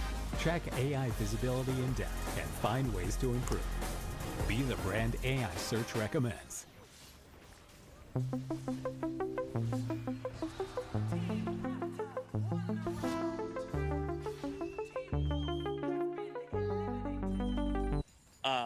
163-day term. So that's 39%. Okay. Shit. Now I don't know what Snopes did on their fact checking. They do like. Are you familiar with Snopes? Yeah. Yeah, he probably thinks it's liberal propaganda. But the RNC, the Republican National Committee or whatever, that's not Republican propaganda, but Snopes is liberal propaganda. Well, what are the findings? What is the evidence that the Republicans gave? Like, I'm sure that the way they do their tallies is they say, okay, Biden took a vacation day, this, and this day, and you add them all up to 577. You think there's a 577 to 183 disparity between the two sides. So even if it's somewhere in the middle, Biden took a ton of vacation days. Even if it was somewhere in the middle, it would still be less than Trump. But I mean, we can just read what Snopes says. A claim popularized by the Republican National Committee that former U.S. President Joe Biden spent 40% of his presidency on vacation stretched the truth. The RNC treated partial days outside the White House as full days on vacation, made outright errors in its calculations, and included locations that are not always used as vacation settings in its analysis. Due to the So you do the same thing for Trump. A partial day outside of the White House would probably be attributed to a vacation day for Trump too. So that would, I think that they use the same metrics as you would for Trump. Yeah, but when they use the same metrics for both, Trump took twice as many vacation days as Joe Biden. No, you're taking the good number from one. Let's not do this. This was you wanted to go here, and now we're here. Now you don't like the facts. I know you hate facts are like kryptonite to a conservative. If that's your argument, I know if we spend more time on this, I will win. But I'm just saying, do we want to spend more time on this? I do. Yeah. Sure. Okay. All right. Fine. Let's do like 5 minutes on this, and then let's go to ICE.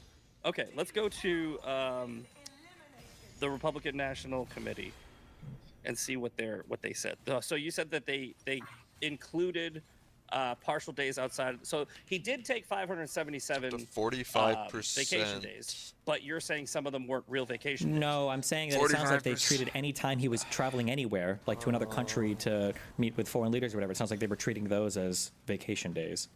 Yeah, and that's like I said, that's the same exact No, thing. the majority of Trump's were just spent as golfing properties. Like if anybody watches any amount of news, where he was working. I don't believe he was working at his in the first term. No. How much time does he spend sleeping, eating, shitting, playing golf, watching TV? Trump like never worked when he was outside the White House. It's going to be the vast majority of time. Standards. You apply two different standards to two different presidents. There's a significant difference between traveling to another country to go to their embassy or to go to a thing to give a speech versus Donald Trump going to a golfing property and just golfing. Yes. But he wasn't just golfing. Trump was on the phone negotiating. Trump, golf only takes like 3-4 hours. Well, that probably depends on how much you play or how many holes or rounds or whatever, right? Yeah. So Trump would golf for a few hours, and he's president. So I'm assuming that when he's at his golf course, he's got his staffers with him, and they're coming up to him going like, "Hey, Mr. President, this thing just happened." So again, he's literally working, but he's also golfing. Okay, show me that. This has already been reported on. He's literally. I'm not seeing this anywhere. Where has it been reported on that he's? They have. I think that there was I think that he just called. Was it what was the conflict? He just called the president, and I think it was India, Pakistan. No, it wasn't India, Pakistan. It was the one that just happened. Myanmar, it was like a 9-day war. Thailand. 30 something people died. Myanmar or some shit. And he called the world leader from the golf course, and he said, Thailand, if you don't cut Thailand, Cambodia, like I'm gonna get upset. And this is just reported like 2 weeks ago. Trump called the world leader to negotiate the end to a conflict from the golf course. So this is the very recent event. You understand, your claim is unfalsifiable, right? You're giving me an example of one phone call that he made. How can I even debate this? Every factual source we can find shows that you're wrong. Okay, but you're saying what about the phone calls that he's making that we can't prove or verify or anything? Give me some metric or some analysis or somebody that's done something. Well, you said Trump is only golfing. I just gave you a real time, a very recent example of him working while golfing. Sure. Maybe not all of his golf things are. Maybe he does work in some of his golf things. I don't think he works on the majority of them, though. Okay, so you lied. Lied about what? You lied and you said all of it. You see what you said he only golfs, and now I said the majority. First of all, the majority of his vacation days aren't even. It's not all golfing, right? I think that they count 180 days golfing. His total vacation days were 378 vacation days. Well, just a few minutes ago, you said Trump's vacation days, he's just golfing. And then a few minutes later, you go, all right, fine. Okay, show me an analysis then. Show me an analysis of total vacation days. Well, that's what I'm saying. That's what I'm saying. I have no clue. I just have a strong opinion. If you're applying the metric to Biden taking the amount they think with their feelings is so wild that they call the liberals the snowflakes. Just your assumption. None of these are my claims. These are Snopes going through the RNC's claims. No. You're giving benefit of doubt to Biden, saying the vacation days where he wasn't in the White House and when he was traveling, where he wasn't actually working in the White House, they counted those as vacation days. And I said they did the same thing to Trump, but Trump was working on those days. So I'm saying they applied the same metric to measure vacation days for both presidents, and that's how they got the number 577. That's how you get, if you use the same metric for both, you get the big number for both. Why you're saying that? I understand you're saying that, but you haven't done this analysis yourself. You're just baselessly asserting it. You're only basing it off of Snopes, which has had. That is a fact-checking. That's a fact-checking org. Yeah, that's what I'm basing it off of. Do you think that you individually are more reliable than Snopes? Yes. It's absolutely. Okay, can you give me some article? I mean, you're not going to trust Washington Post either, I guess. Then, what's a news source that I could link that you would trust? So, Snopes retract 54 stories and suspended fact-checking sites. Co-founder over plagiarism accusations. That is 2021. Who are you reading this from? Well, who are you sourcing this from? This is from BuzzFeed News. Do you trust BuzzFeed News? If I was to link you a BuzzFeed News post, would you trust that? Or are you only trusting BuzzFeed News right now because they're saying that Snopes might have had to retract some stories? How about the AP? Is the AP good enough? I like the AP. I'm guessing you probably wouldn't most of the time. This is from the AP. Prominent fact checker Snopes apologizes for plagiarism, right? So does that mean they're wrong on every single thing they've posted? New York Post, Snopes co-founder banned for plagiarizing, right? So I'm saying, and then there's, well, this is wait, I just want to be clear. So if they have been caught like plagiarizing a story, or if they've retracted 51 or whatever stories, that means we don't trust anything they publish? Then who do we trust on this issue then?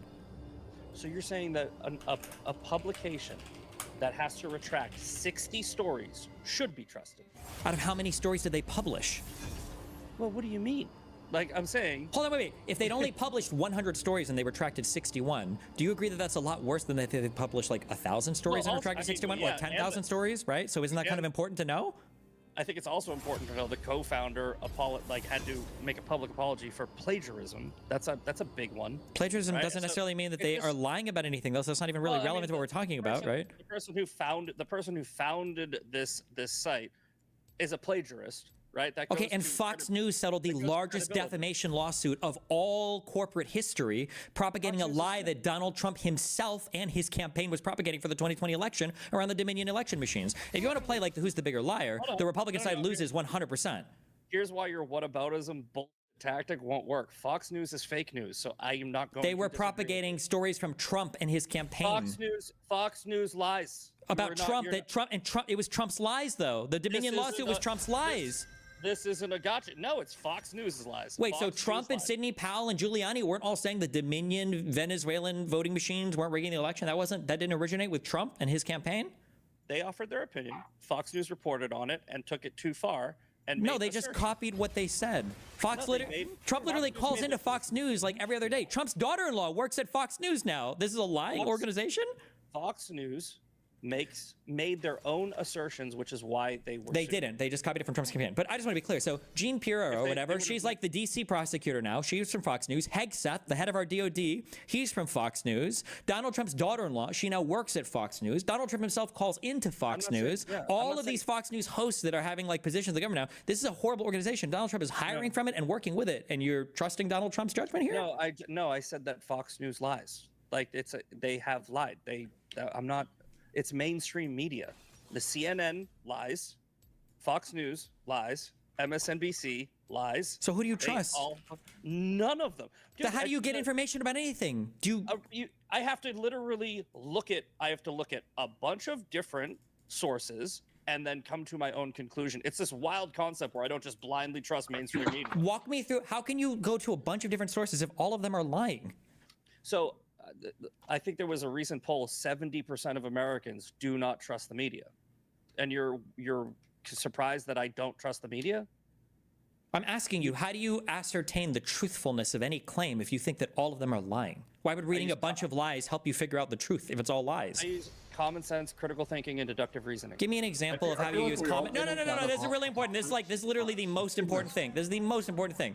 How can you use common sense and critical thinking to ascertain a lie from a mainstream media publication? How can you common sense your way through the lies that they tell? Well, so they don't literally lie every single time they open their mouths, and not everybody at Fox News does lie, but the organization has a track record of reporting lies. So I don't trust the organization. Some of the people that work there, I would say, are more credible than others.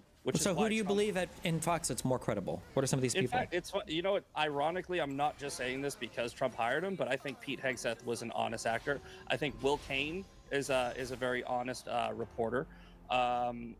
There's There's not many, honestly, that I really I don't even watch it anymore because I got tired of how it's just the same over and over again. You know, when Fox News, when a white girl goes missing, or a prisoner escapes, Fox News covers it for like 3 days straight.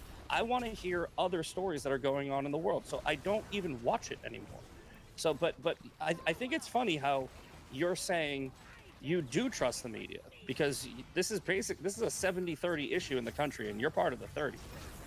So you're saying that I should just follow whatever the popularity and the opinion polls are? No, I'm saying what you should do is you should look at a story that's being reported.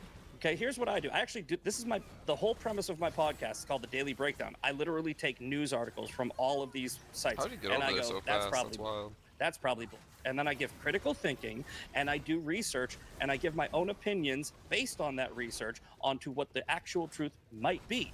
I don't make assertions of fact unless I can prove it. I don't say anything as an assertion of fact. Then show us right here. Let's do it with the election thing then, or not the election thing. Let's do it with the vacation time thing. Show me how you break it down. Okay, we already just did this, so let's not do it again. But we didn't do this though. No, we didn't do this. We did. You just didn't like the way that I. No, you just didn't do any research. You just like gave me some opinions, right? You know, I research better than you, right? Like I have more media savvy than you. I'm a better critical thinker than you. I'm a better researcher than you. I know more facts about all of these things than you do. So I don't know why you're talking to me like this is the you're enlightening me somehow. Yeah. How do you know you're better than me? Because I just listened to your thought process on how you pick things out here, and you have all the classic markings of somebody that falls prey to his own biases when evaluating media. I literally just said I don't trust the media, and you said that I fall prey to. You said that you don't trust the media minutes after you told me that the reason why you know the Snopes article is fake is because BuzzFeed News said something and the AP said something, which I'm guessing are two media publications you don't trust. But you're actually displaying a perfect example of somebody who lacks media savvy, which is you are selectively critical. You believe sources when they tell you what you want to hear, and then you disbelieve them when they tell you what you don't want to hear. You know, what I said is I take all of it. Now, giving one example of a BuzzFeed in real time to just point out the claim that there is a story where the co-founder, and I looked at 3 of them in a row, where the co-founder apologizes for plagiarism, and I asked you, what source would you like? And you said the AP. The AP's plagiarism has nothing to do with being wrong about the facts. What if he was plagiarizing a dictionary? Is that... It goes to credibility. But again, right? But the Fox News Dominion lawsuit doesn't go to credibility? Hold on, I do want to go to ICE. I think we need to cover this. It's an important part of this first 6 months. Okay. So let's go to ICE. Trump's immigration policy in general. Where do you guys stand on this? I think it's a huge success. Now, I honestly don't know how you're going to do this, but I'm sure you're going to try. But I'll just give my I'll give my key facts, my key points. Actually, I won't even go through facts. I'll let you do that. But the border crossings are down between 92 and 96%. We had I think we had a day or a week where there wasn't one single crossing across the border, right? And I hope you're in agreement, but I think that's a success. I think that's a good thing. And here's why. Every time the border numbers are down, sex trafficking is down. Fentanyl is down, right? The raping of children and women that make the trek to America is down. And seeing the number go 96% down is 96% less sex trafficking that would have come through that corridor. 96% less fentanyl that would have come through that corridor. 96% less women and children who are raped on the journey to America through that corridor. So the numbers aren't even calculable, but my brother died of a fentanyl overdose, and I know what the crisis of fentanyl really is.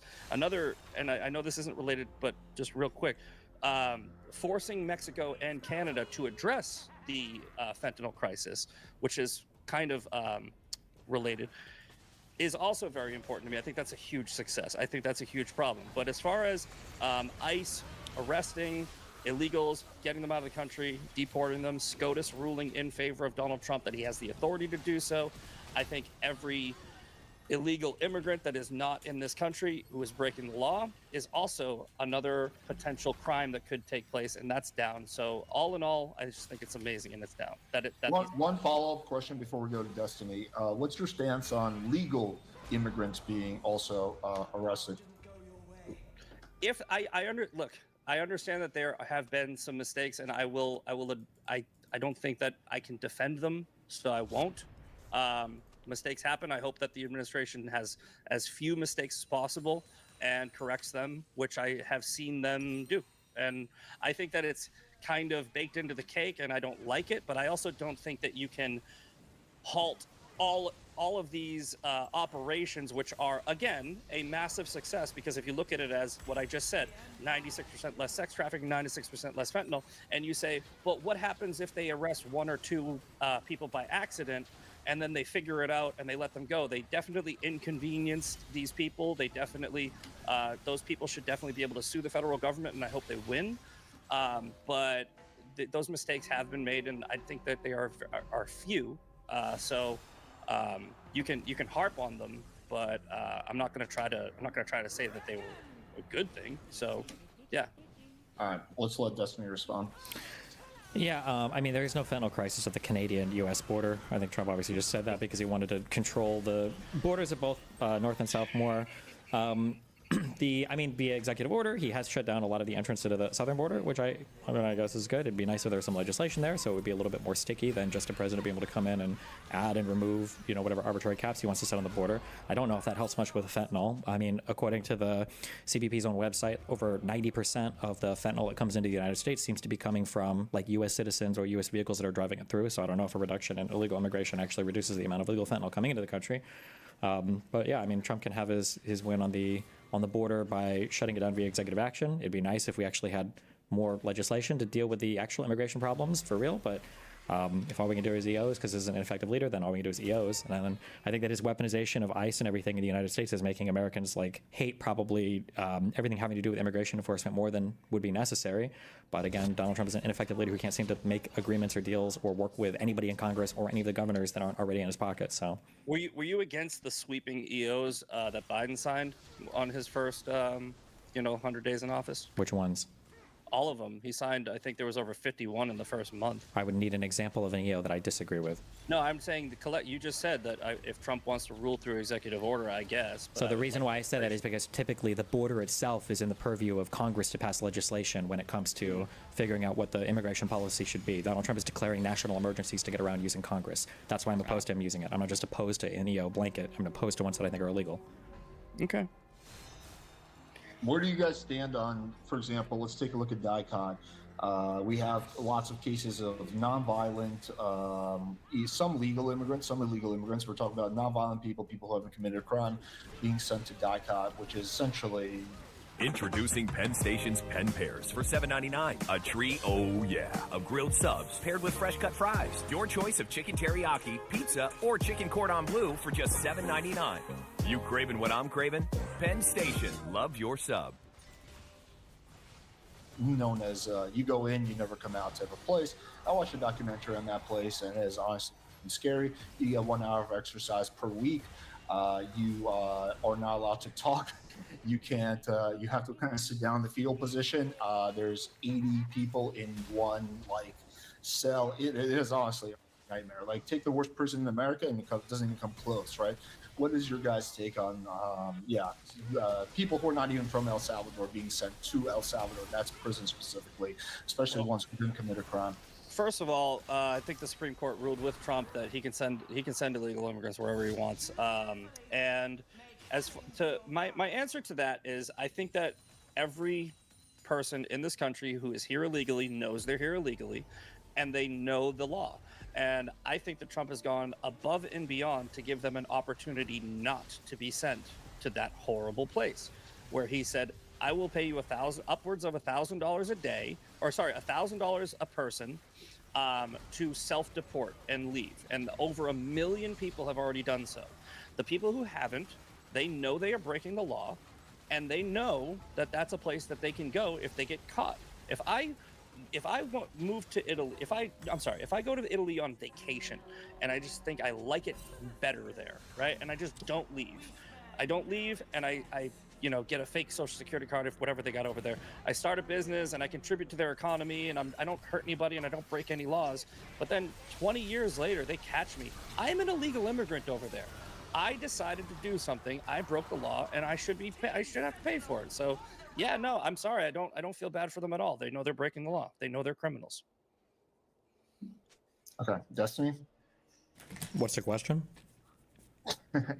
What are your thoughts on the fact that, for example, a lot of people are being sent to people back being, yeah, no, I think it's super unhinged. I don't know why we have to pay another country to take people away from us. If we want to deport people, deport them.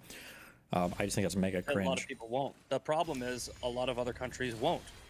So Donald Trump's hand was forced, where he has to work out this situation with El Salvador, where El Salvador's like, yeah, send them. Just to be clear, the president of the United States of America is unable to force other countries to take people that he's deporting. The United States of America. He's tried, and a lot of them have said no. I thought this was the master deal maker, the master negotiator. Can't figure out how to deport people from the country? Again, if you hold him to the ridiculously high standard of being perfect, then you can say that Donald Trump has not perfectly forced every other world leader to take back the people that they intentionally sent to this country. A lot of Venezuela and or it's just that Donald Trump is lying, which I think is more historically accurate. What is he lying about? That he doesn't have the ability to send people to whatever country he wants or get back people. Remember how he said over and over again that he couldn't get people back from couldn't get Abrego Garcia back, and then magically when the Supreme Court said he had to, he did instantly. Abrego Garcia is an MS-13 member from El Salvador, and he was sent to El Salvador. Yeah, and now he's brought back from El Salvador after Trump said we couldn't get him back from El Salvador. There's absolutely no evidence that he was MS-13. Yeah, that's true too. But I'm just saying that Trump said that he couldn't get him back, and he came back after he got him back. So. Other than the two courts that identified him as an MS-13 member, the MS-13 tattoo on his knuckles, and yes, it is an MS-13 tattoo. Do you think that it actually says MS-13 on his fingers? There's a marijuana leaf. I've read the conservative propaganda. That's not how that works. It's not propaganda. It's a literal MS-13 tattoo. It's what they do. It's literally it's symbolism. M stands for marijuana. 1 smiley, and then the 3 is the 3 holes in the skull. Anyway, as far as people like Abrego Garcia, right? He was sent back because Congress, the Democrats, made a huge stink about it, and a federal judge essentially tried to force him back. The Supreme Court did agree that because of the paperwork that was filed improperly, they had to bring him back, but he's just going to be tried here, and he's eventually going to be sent back anyway. So all they did was delay the inevitable. Well, we don't know how that result of the court case will go here, number one. Number two, he wasn't supposed to be sent back to El Salvador. That's what the immigration judge had said. So he could be deported to another country. Well, El Salvador is his country of origin. So if they're willing to take him, I don't know why he would be sent anywhere else. Well, it's not just that they were willing to take him, it's where he paid them money to take him. I don't know why the United States of America has to pay other countries to take deportees. We're the United States of America. I think we can probably just throw our weight around and make them do that regardless. I think it's probably better to at least incentivize other countries to take back and undo this horrible situation that Biden put us in by opening the border completely wide open, like millions and millions of people. And again, right, this isn't whataboutism, but it's relevant, right? Every percentage point that the border went down was undoing sex trafficking, fentanyl, and crime that Biden allowed to happen in this country. Biden ruined We're really going to do the Epstein defender president as the guy trying to curb sex trafficking? Is that really that's the route we're going to go down? Are we gonna pivot to Epstein because you don't have an argument against that? No, I already said that the illegal crossings down are fine, I guess. What's your argument for opening the millions of illegals pouring in, and Donald Trump was able to shut it down within 6 months? Donald Trump just turned off the asylum seeking process. We don't even know if that's going to stand legally or not. I will see. Well, he also closed the border down by shutting down the asylum process. Nobody can come into the U.S. and claim asylum anymore at a port of entry. No. He made it so you have to be an actual asylum seeker. Okay. Millions and millions of people were not coming here and making legitimate asylum claims. They were just saying, I'm scared of my country. And they didn't have to prove it. They didn't have to give any documentation, which incentivized illegal immigration. It is illegal to lie about being in fear for your life in your home country. Yeah, but if you refuse to accept any asylum claims, then obviously you're not going to be able to ascertain which ones are legitimate or not. So, I mean, it's... Yeah, but again, incentivizing. So shutting down the method that they were using with the CPP-1 app and just freaking... They were flying people in, too, by the way, under the Biden administration. Yeah, I don't think that was happening. But also, like, we had a border bill. We had a border bill to shut that down. Why did Republicans oppose the border bill after Trump told them to? At the end of the same reason every bill in Congress is stupid. Congress is useless and garbage because they always put poison pills in every bill, and both sides do it. I'm not giving any excuses for either side of Congress. There was no poison pill in this bill, but okay. Yeah, there was like Democrat wish lists in there that the Republicans didn't want to sign on to.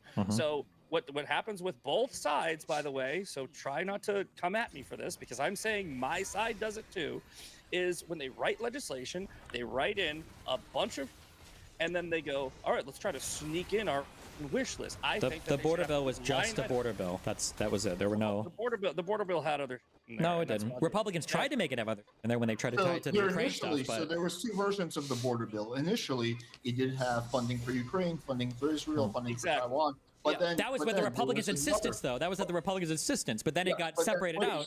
Let me clean this up. But then after that, there was another.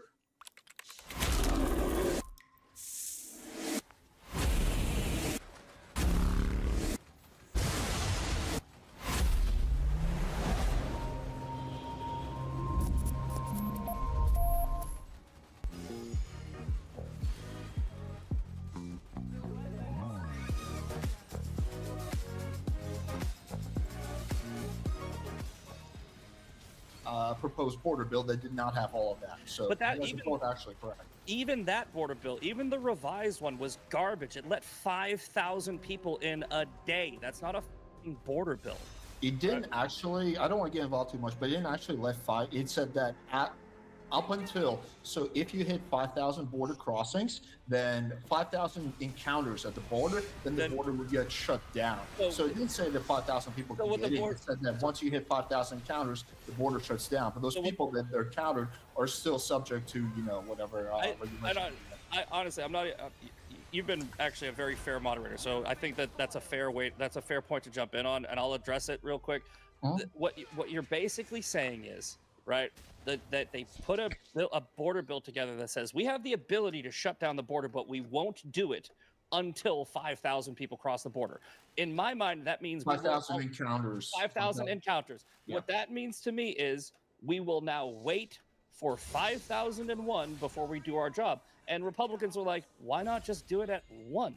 I don't like this bill. Because because people need to be allowed to claim asylum. It's like a legal process that was afforded to people. 5,000 per day. People need to. Okay.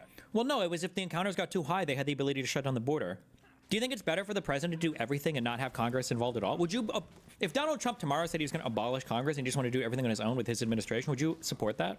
No. That's a stupid question. I think. Okay, well, because it seems like you're okay with the president doing everything unilaterally. The tariff policies are just him. The immigration policy is just him. Foreign policy is just him. Like, what do you not want the president to do on his own that he should look to Congress for? I want the president to do every single thing in his purview and use the maximum amount of his authority legally under the Constitution and the executive branch. But I do not want him to overuse or do anything that's unconstitutional. If Donald Trump wants to work harder than any other president and write more executive orders than any other president and do tariffs and do this and do that, I don't care. That's his job. It's in his purview. What I would really love is for Congress to do their job because they get paid 10 times as much as a school teacher and work about half as much. And I don't understand how they're even like a thing. So Congress gets paid 10 times as much as a school teacher? I mean, some of them, they get, no, I would say more, if you take the average, probably 5 times as much as a school teacher, and they work less. Yeah. They work less than a public school teacher and make 5 times as much. Okay. And some of them, I think it's like 3 to 4 times. I think it depends on what you're talking about, but okay. But the 10 times number, I'm also referring to the side hustles. You know, they got book deals and speaking events, and they got stock trades and all that. Sure. What is there? What do you think is the thing that Congress should do that the president shouldn't be doing? Well, like I said, I think that the president should do as much as he can under his purview. Because I understand, but that's not what I asked. I'm saying, what is something Congress should do? I don't know why you're talking about what the president should do. I'm asking, what should Congress do? Hold on. I'm saying that representative government, which is what we want in this country, the president is also my representative. So I want him to do as much as he can do. I want Congress to also do as much as they can do. I want them to stop taking recess. So what's the job that Congress should have? Congress should be making laws and not like only making laws, but they should be tending to their districts and doing. So they made a bill last time for immigration, and the president Donald Trump shot it down because he wanted to keep the border open for election. So here's what I want Congress to do immediately. I want them to immediately make a law that says that none of them can engage in any secondary income activities while they are serving in office. And that means no stock trades, no book deals, no speaking events. You get your base salary and that's all you get. Wait, do you think that the same should be said for the president? Yes. So you acknowledge then that Donald Trump is like doing more side hustles than every president in all of U.S. history combined, and all of Congress and every U.S. Congress combined in history. Every single congressional member, Senate and Congress, and every single president combined has made less money than Donald Trump has made on his side hustles, right? Okay, so Donald Trump has donated his whole salary, though, right? No, wait, Donald Trump's salary is like $400K. He's made like hundreds of millions or billions off of Trump coin at this point. That's nothing. That's a drop in the bucket. Maybe I should have clarified. I'm sorry.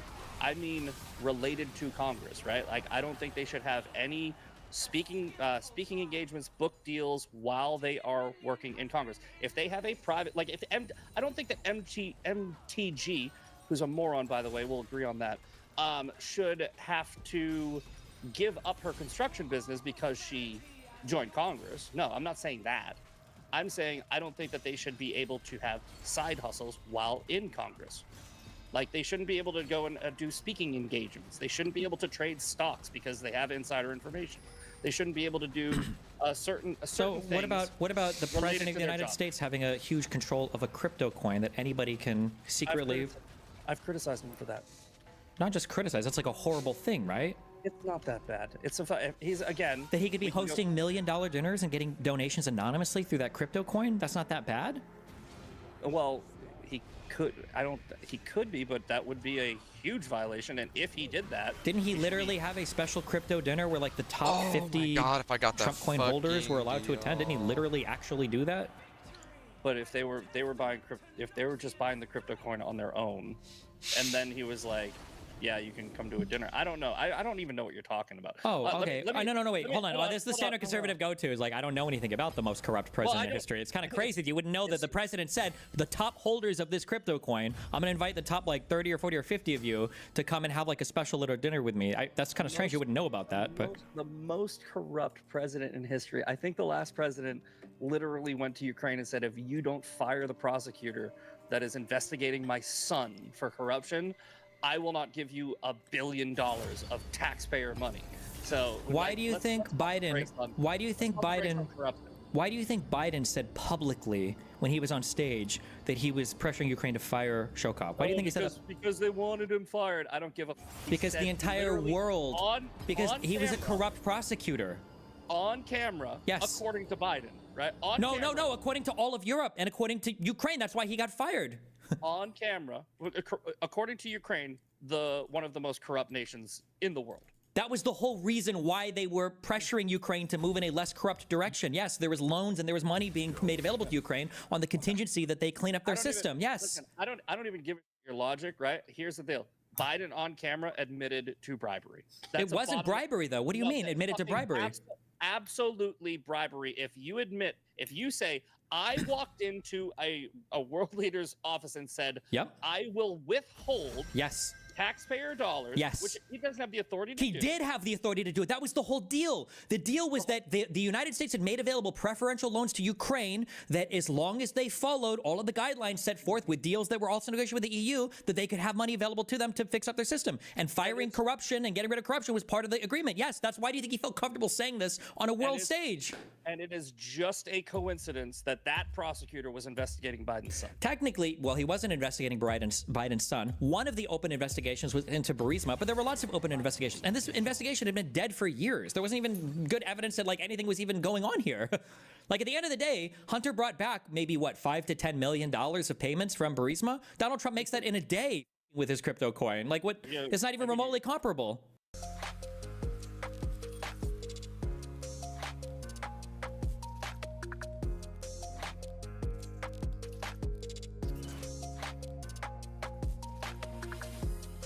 Not everyone's life runs in straight lines. At Sophia, we get that. Our flexible, affordable, self-paced college-level courses help thousands of people just like you complete their degrees for only $99 a month. You're going to pull your back up moving these goalposts, bro. So anyway. Hold on, just to be clear, I haven't moved a single goalpost. There was no quid pro quo. Not in the same way when Giuliani called for Zelensky and said, hey, can you guys announce an investigation into Hunter Biden? When Donald Trump said that, yeah.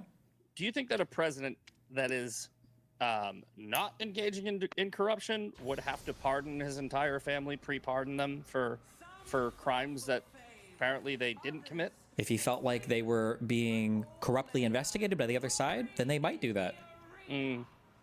So, for example, in the beginning of this debate, when I said that Donald Trump was writing executive orders to target individuals and rescinding security clearances from political opponents, that would be an example of a corrupt weaponization of the DOJ that you might want to protect people from. Yes. So, Biden can just assume corruption, right? No, not assume it. We would just see corruption based on the conduct of the Republicans and what they'd been like for the 4 years when Biden was president. That would be an assumption. No, it wouldn't be an assumption. An assumption would be baseless. The Republicans investigated Hunter Biden for 4 years and found nothing of this Burisma corruption, and instead just charged him with crimes about lying on a 4473.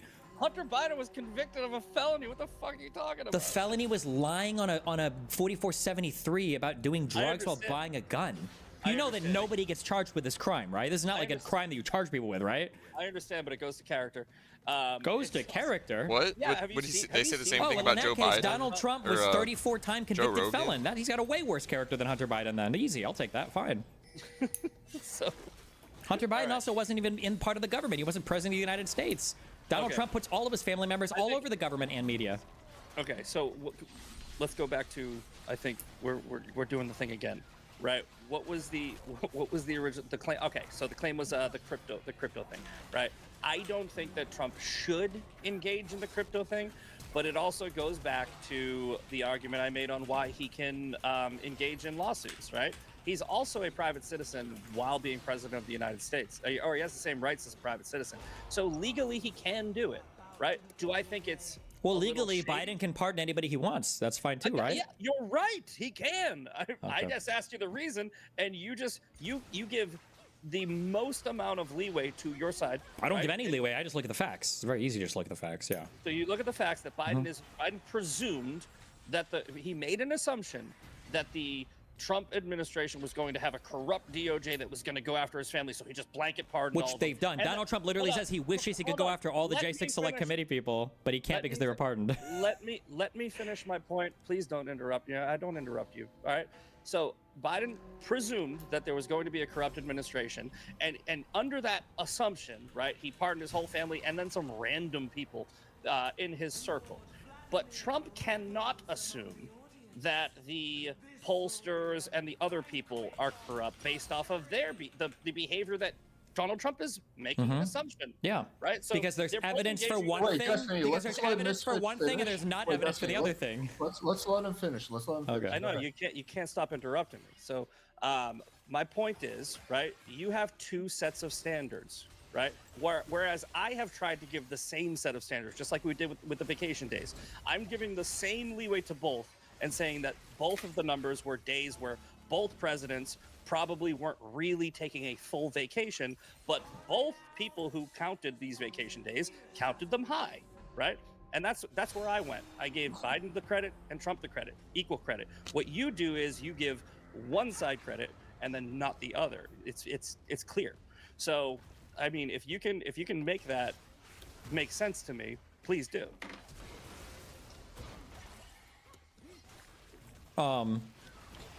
Yeah, I just like to look at the actual facts and the evidence, and keep saying facts. Wait, Misfit. Now let's let Destiny. Yeah, so the facts would be somebody like Kash Patel saying that he's going to come in and open investigations on every single person that worked with the J6 Select Committee or that worked with Biden, that would be evidence pointing towards a corrupt DOJ. The fact that when the DOJ came about under Donald Trump, they started to write executive orders, literally targeting individual law firms, literally targeting individuals at those law firms, and then rescinding security clearances from people that they deemed as enemies of the administration.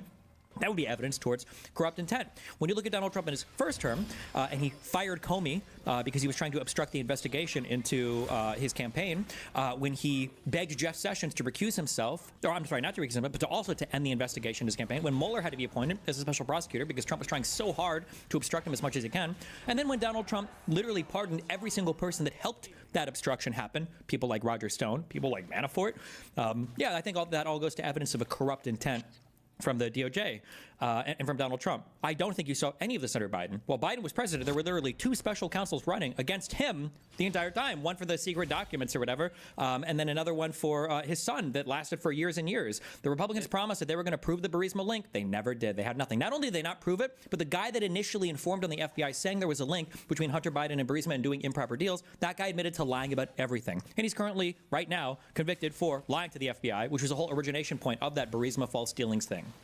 Scribe is how 4 million people turn processes into step-by-step guides. The hardest part of any job, I don't care where you work, is answering the same questions over and over. You're gonna want to see this. That's why there's Scribe.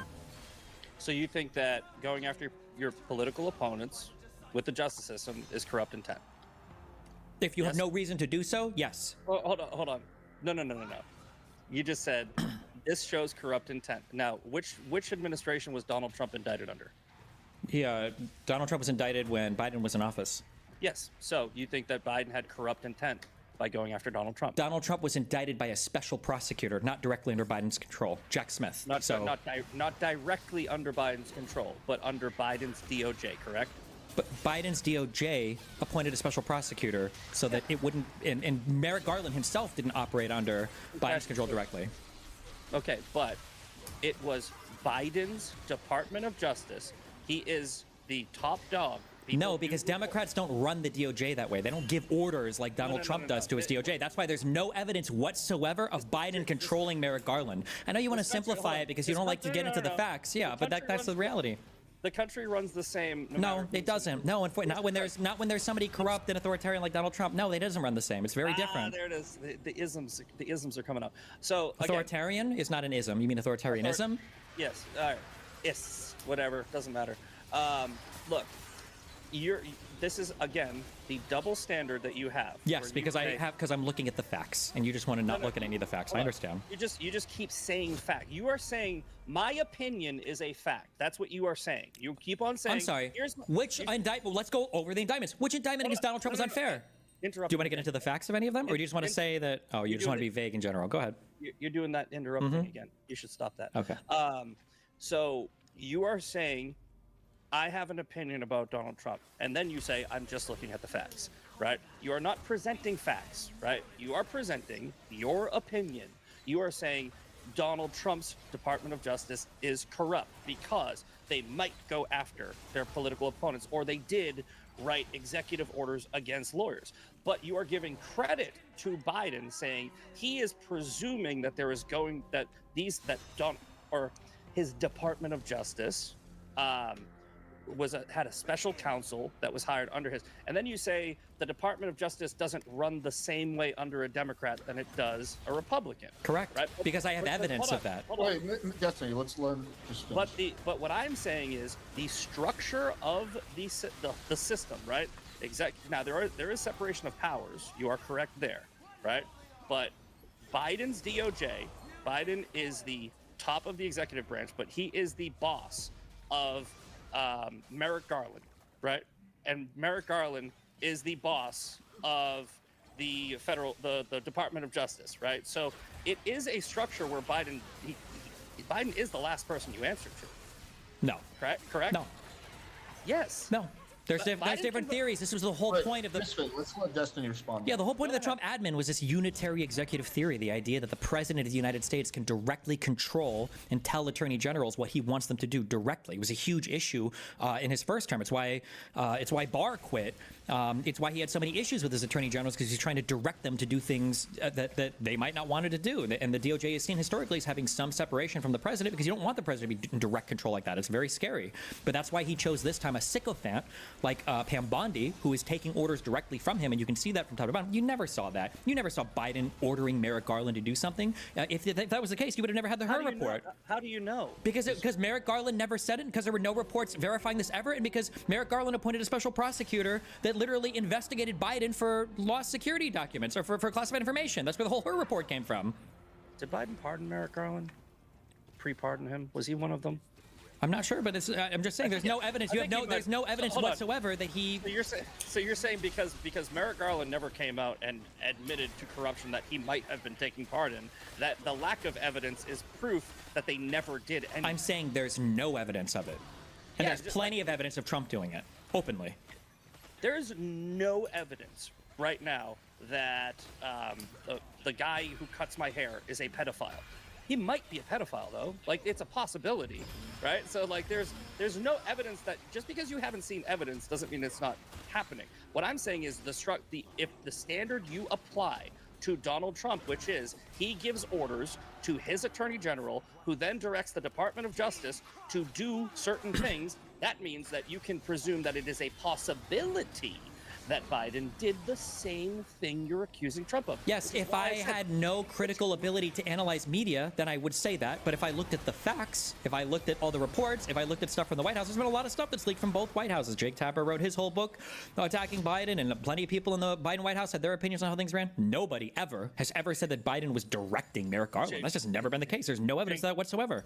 Jake Tapper, the guy who said that Biden was the sharpest president ever, and then waited until they railroaded him to write a book. Look, man, I'm pretty much, unless you have more topics you want to talk about. Yeah, I think we've gone for 2 hours. I mean, we acknowledge there's no evidence that Biden directed Garland to do anything. That's good. And there's open evidence that Donald Trump thinks he controls literally unilaterally the DOJ. By your logic, there is no evidence that Donald Trump has done anything wrong either. Because anything wrong? Why did you make it so vague? I said he controls the DOJ on his own unilaterally. There's no evidence that he controls the DOJ. There literally is. What do you mean? Pam Bondi literally says, Donald Trump has directed me to look into this. Donald Trump has and then Donald Trump literally says, I have Pam Bondi looking into this. Yes. Donald Trump is her boss. Yeah, but the DOJ is supposed to operate independently. But Donald Trump is her boss. So he can hire and fire. That's it. But he can also direct his attorney general. Presidents direct their attorney generals. People don't typically direct their attorney generals like that. That's not the norm. Okay, sure. Let's end it there because I feel like we'll go 30 minutes on this. I'm just curious. Wait, just as a media critical person, do you know what the 3 branches of government are?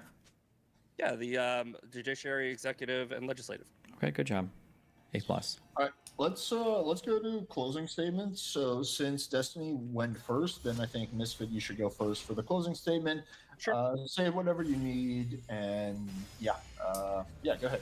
Okay. I mean, my closing statement is going to be similar to my opening statement. I'm just going to rattle through the list of achievements, and I think that any real critical thinking person will say that if you look at your life now versus I would say even 6 months or 8 Wait, before we do ago. closings, what do we think about the Epstein thing? Can we just visit that for 2 seconds? How do we feel about if Misfit has time, then.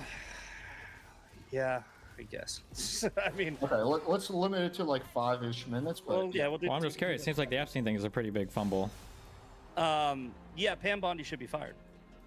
Do you think he's going to fire her? No. But why not? Well, here's the thing about the Epstein files, the whole situation with the Epstein files, right? None of it's really an indictment against Trump, other than he definitely hired the wrong person for Attorney General, because she spent her time lying to the American people about how there was this big bombshell that didn't exist, and now, like... Millions search with AI. See what it says about your brand and why with AI optimization by SEMrush Enterprise. Track AI visibility in depth and find ways to improve. Be the brand AI search recommends.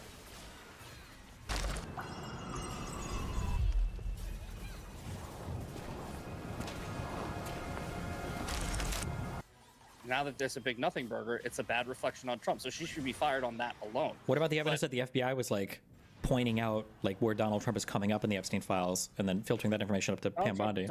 Everyone knew Donald Trump. Donald Trump was in the Epstein files, and he knew that when he was releasing them. Okay, so don't you think like Kash Patel and Dan Bongo Balls, shouldn't both these people get fired too? All three of these people should be gone, right?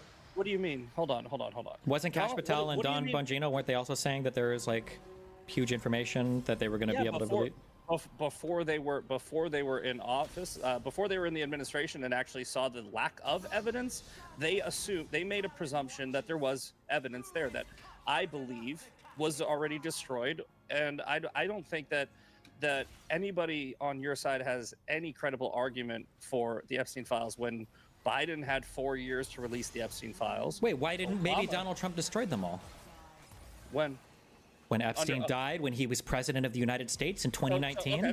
So Donald Trump destroyed them, but not Biden or Obama or Bush. So Donald Trump was president for like 4 out of the 18 years that Epstein was under indictment, investigation, and eventually arrested. It wasn't until Donald Trump put his DOJ in charge that Epstein was actually arrested, right? Epstein was arrested under Donald Trump.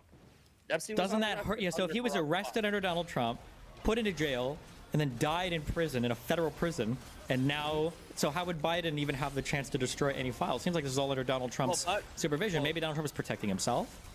I mean, he did die in 2019, and that was close to when Donald Trump was on his way out, and he was kind of busy with that whole COVID thing. It was 2 years after, but... Well, COVID, I mean, like I said, Epstein died in 2019. And then, so that would give about a year and change where Trump probably could have looked into it more, but I don't think it was at the top of his list of priorities. I think he was running the country. Do you think there's like a big incentive for Trump to hide that maybe because he's in the files? Wait, no. Donald Trump is the only person that cooperated with the DOJ and testified against Jeffrey Epstein. Donald Trump kicked out Jeffrey Epstein from his club in Mar-a-Lago 30 years ago and has no contact with him after since. He knew that Epstein was stealing employees there to go bring to his own place. Yeah, he let him take one and then he brought him back. And after the second one, he was like, okay, now you're gone. No, he knew he was stealing employees. He didn't know that he was a sex trafficker. Oh, that's crazy, because then why did he fire him after he took the second employee? After he's literally saying on record that like everybody knows that he likes young women and everything. Yeah, like I think he meant young, like 18, 19. I don't think he knew that the guy was well, I know he didn't know he was a sex trafficker because he's been investigated ad nauseum. Jeffrey Epstein's own victims said they never saw Donald Trump with Jeffrey Epstein. They never saw Donald Trump do anything improper with Jeffrey Epstein. Donald Trump is in the in the Epstein files as a guy who cooperated with the DOJ against Jeffrey Epstein, and he was listed on the plane along with Ivanka. If Trump knew that he was such a bad guy, why did Trump make Acosta his labor secretary when Acosta was the prosecutor that cut that sweetheart deal for Epstein in 2001 or whatever? I don't know. I can't answer that. I have no idea. Okay. And then the FBI said that, like, we go ahead and noted all the places where he was in the files, and then the DOJ decides not to have anything. Hold on. Let's use your own logic that you're applying to Donald Trump against Joe Biden and against Barack Obama.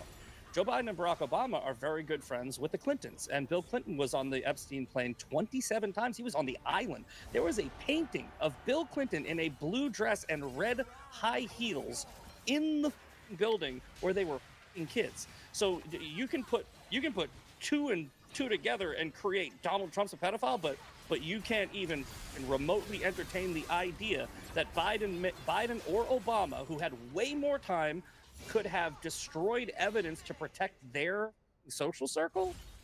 Like, I mean, come on, dude. No, I don't think that makes any sense. That none of them had. How? You said it yourself that Epstein didn't end up being arrested until under Trump's administration. We know that Epstein is on recording saying that he was best friends with Donald Trump for 10 years. You know that if that same recording existed for him saying he was the best friends with the Clintons or the Obamas, you guys would be losing your mind over. But because it was with Trump, nobody cares about it. They were friends in the 90s. They were friends in the 90s. Jeffrey Epstein was arrested in 2000 and was it 4? I think it was. So you think that he just started all of it and got arrested immediately? No, he got arrested for having an underage hooker. I believe it was 2004. That was under Bush, right? So you had Bush who arrested. Yeah, but everybody knew that he liked young girls before then. Trump and everybody else had said that. Trump even sent him a birthday card. It was in that thing that got published recently. They got really mad about it. That he's suing the Wall Street Journal for. The thing that's completely made up. He wrote on like a pubic area. Do you have any idea how ridiculous? Let's not go down that rabbit hole. You think that whole story is fake? Yes, that's why he's suing them. You think that if you sue somebody, it means you're okay? Interesting. I mean, it doesn't make sense on its face. It's basically like this probably would have come up in the decades-long investigations. It just conveniently comes up now that there was this magical birthday card that shows up right as the Epstein files are. What about when Donald Trump on video is wishing Ghislaine well, even though he knows that she's in prison or whatever, and he's like, well, her husband died, and I wish her well. I wish her well. I think that's just a saying, but either way, right? Just a saying? No. Let's not do the thing where you pivot and try. I'm not pivoting. I'm saying there's a lot of connections between Trump and Epstein. Yeah. Let's go back. You said there's a lot of connections to Donald Trump and Jeffrey Epstein, right? Mm-hmm. I have told you the connections to Donald Trump ceased in the 1990s. Bill Clinton was on the Lolita Express 27 times, and there is a painting of Bill Clinton in a blue dress with red high heels on that has been authenticated and verified by the Department of Justice. They found a painting of Bill Clinton, which looks like a portrait that he posed. I think we can all agree that Bill Clinton was a massive perv. Like, people on the left are not going to argue with that. I don't even know, where is this painting? You haven't heard of this? I mean, go you can look it up. Look up Bill Clinton blue dress painting. It's real, by the way. So Bill Clinton, who is friends with Jeffrey Epstein after the 90s, on the Lolita Express at the island where they had sex with young children. And there's way more of a connection. So applying your Trump logic of, just a connection is apparently enough to jump to the conclusion that he's, presumably you think he's doing nefarious activities. Then you would have to apply that logic to Bill Clinton, which would also incentivize Joe Biden and Barack Obama, and honestly, George Bush too, because they're all buddies, to destroy. Wait, where do you think this painting? Where do you think this painting came from? That came from the island. That was in Jeffrey Epstein's. Yeah, but who commissioned the painting? Where did it come from? I can't remember. It was some random Australian artist painted this painting because she thought it was funny, making fun of Bill, and then apparently Epstein bought it and he showed it at his island. This wasn't made for Epstein. It wasn't made by Epstein, and it wasn't So Epstein was such good friends with Bill Clinton that he bought that painting, brought it to the island so that he could show Bill Clinton and have a laugh. Or it's just a funny painting because it's a painting of Bill Clinton in a dress on a chair pointing at somebody. Okay, so again, Jeffrey Epstein was such good friends with Bill Clinton that he bought that couldn't painting. You just buy this to make fun of somebody? Why would you have to be really good friends to buy a painting like this? Because they were good friends. He was on the Lolita Express 27 we times. Don't have. We've got. Wait, you acknowledge there's more evidence that Epstein was good friends with Trump than he was with Bill Clinton. Communicating project status and timelines can be challenging. Turning complex data into clear, actionable insights sometimes feels overwhelming. Or crit. And that can lead to misalignment and confusion. But what if you could transform project data into compelling visuals in a fast and simple way, without any hassle? Well, with Office Timeline, you can do that right inside Microsoft PowerPoint. It's designed to make your life easier. Just pick your favorite project management tool and watch as your data becomes a clear-cut timeline. No, I would not acknowledge that. I would say that that Bill Clinton was friends with Epstein at the height of his proclivities. So in 2002, Trump told New York Magazine that Epstein was a terrific guy. That was in 2002. Which was 2 years before anyone knew that he was a pedophile. Oh, okay. I thought that there were statements of Trump and everybody saying that they knew that he liked young girls and was kind of weird, but... I think that maybe if there is a quote, young girl, I could say about my friend that he likes young girls, and I'm referring to 20-year-olds, right? I could be my buddy Paulie likes young girls, right? I'm not talking about children. but Okay. I'm not. And It's that's a lot of charity, but okay, yeah. It might be a little bit of charity, but I think that you're maybe jumping to a conclusion that has another explanation. But either way, okay, so let me pin you down on this, right? The connection of Jeffrey Epstein with Bill Clinton, and there's allegedly like the other associates. There's like, if you go through the Epstein files, part 1, the binder files, whatever. I think that it's not a reasonable, or I think it's not arguing in good faith to say every single person that was ever on that plane was a pedophile, right? I think that's a ridiculous statement, right? However, when you're on the plane 27 times and you're on the island itself and there's a painting of you in a dress in the building where they were doing the shape with the kids, I think that's more of a connection than a guy who... When was the last time Bill Clinton met with Epstein? I think it was in the 2000s. 2002 is when Epstein apparently met Bill Clinton for the last time? So that was the same time that Donald Trump said he was a terrific guy? You said in 2002 nobody knew yet. So why would Bill Clinton have known but Donald Trump wouldn't have? So I don't know. You might have a good point there. Where are you getting that Clinton's last... I'm seeing Bill Clinton took 4 trips with staff on Epstein's private plane in 2002 and 2003, and then met with Epstein in New York in 2002. There was 27. He was on there's 27. Citing flight logs, U.S. media have reported Clinton flew on Epstein's jet up to 26 times, occasionally without his Secret Service detail. Yeah, but that's just on his plane. That's not even saying he was on there, and it doesn't say anything about him going to his island. Yeah. No. I think you'd have to go and look at the files, but I'm pretty sure that there is confirmation that he was on the island. Yeah, I think he's been on the island, but I'm saying that like he didn't like take 26 or 27 trips to the island. No, but even one. Donald Trump was never on the island. Donald Trump took the plane back and forth from Florida to New York a couple times, right? So he never went to the island. Clinton went to the island where the painting of Bill Clinton was. Like if all of this is true, then why wouldn't Donald Trump then just release all of the Epstein files for us to go through? If all of this is true, there's evidence of all of this. Because I just told you, Donald Trump only had control of the Epstein files if he was paying attention for 4 years, and I don't think he was. But I think that what he did do was indict and arrest Jeffrey Epstein, which neither George Bush did actually, which neither Barack Obama or Joe Biden did, right? So by your own logic, right, what I'm telling you is you have a stronger connection with Bill Clinton, right, which would, by your own logic, lead to some nefarious intent. I don't know what you're saying by my logic. That's just not the case. Well, your logic is Donald Trump was friends with Jeffrey Epstein. And knew that he was visiting his properties and knew that he was taking teenage workers and hiring them for himself. And then he... Okay. And then Epstein said that he was best friends with Donald Trump for 10 years. And that was back in the 1990s, okay? Sure, and Donald Trump made Acosta, the guy that cut the sweetheart deal with Epstein, the prosecutor, he made him his Department of Labor secretary from 2017 to 2019. Just seems like a lot of weird connections, yeah. Yeah, maybe he just didn't make the connection. Maybe he just hired Acosta. But either way, but what I'm saying is, but your logic is you're alluding to nefarious intent because of a connection. So the only thing I did was to be clear, I'm not alluding to. You can be connected. I'll be honest. Like a lot of people, I'm sure, were connected with this guy because he was wealthy. But I'm just saying that the fact that Donald Trump has gone out of his way to have the FBI mark his involvement with Epstein, and then he's saying that they're not going to release anything about it. Now suddenly he's acting surprised. Everybody's so mad about it. He's saying, I don't know why we're even talking about the Epstein thing. Seems kind of weird. This is what I'm saying. I'm using your own logic. Your own logic is, you said Trump is all over the Epstein files. I clarified to you, he's only in the Epstein files a couple of times. One, where he testified against Jeffrey Epstein. He was one of the people that put Jeffrey Epstein in jail. Bill Clinton didn't testify, right? But none of the other associates testified. Donald Trump was the only person that came out and testified against Jeffrey Epstein.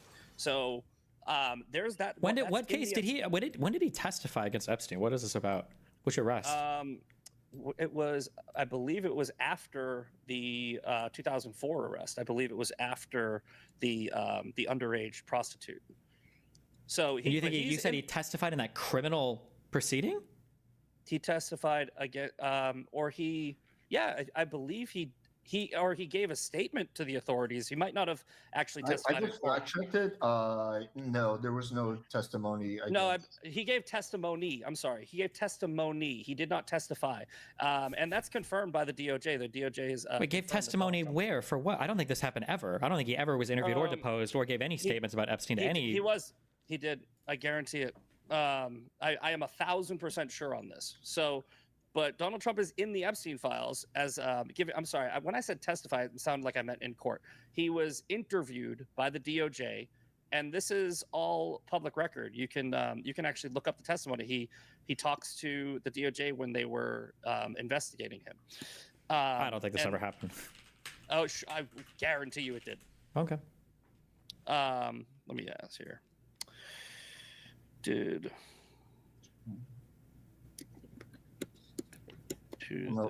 quickly look this up as well. Jeffrey Epstein. I don't think it happens. It absolutely did. This internet appears to be offline. Get out of here. I pay my bills. I'm on my computer, so. What the? No, it's not working. I'll just copy paste it. Give me 1 sec. But no. I'm 1,000% sure on this, so you guys can look up on your end. But yeah, I'm not seeing anything, so it's hard to say. Is anyone in the chat confirming me? Nope, nobody else has found anything. ChatGPT and says that. Okay, Trump now from the Hill, President Trump. Oh, sorry, this is a new article. My bad.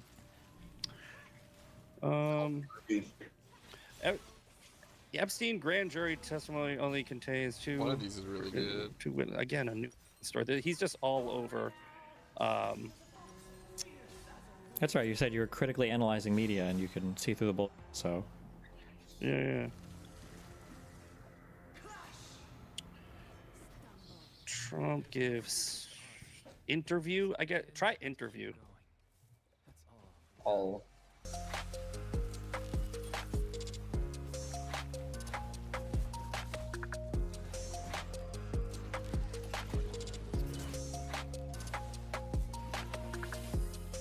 Introducing Penn Station's Penn Pairs for $7.99. A tree, oh yeah, of grilled subs paired with fresh cut fries. Your choice of chicken teriyaki, pizza, or chicken cordon bleu for just $7.99.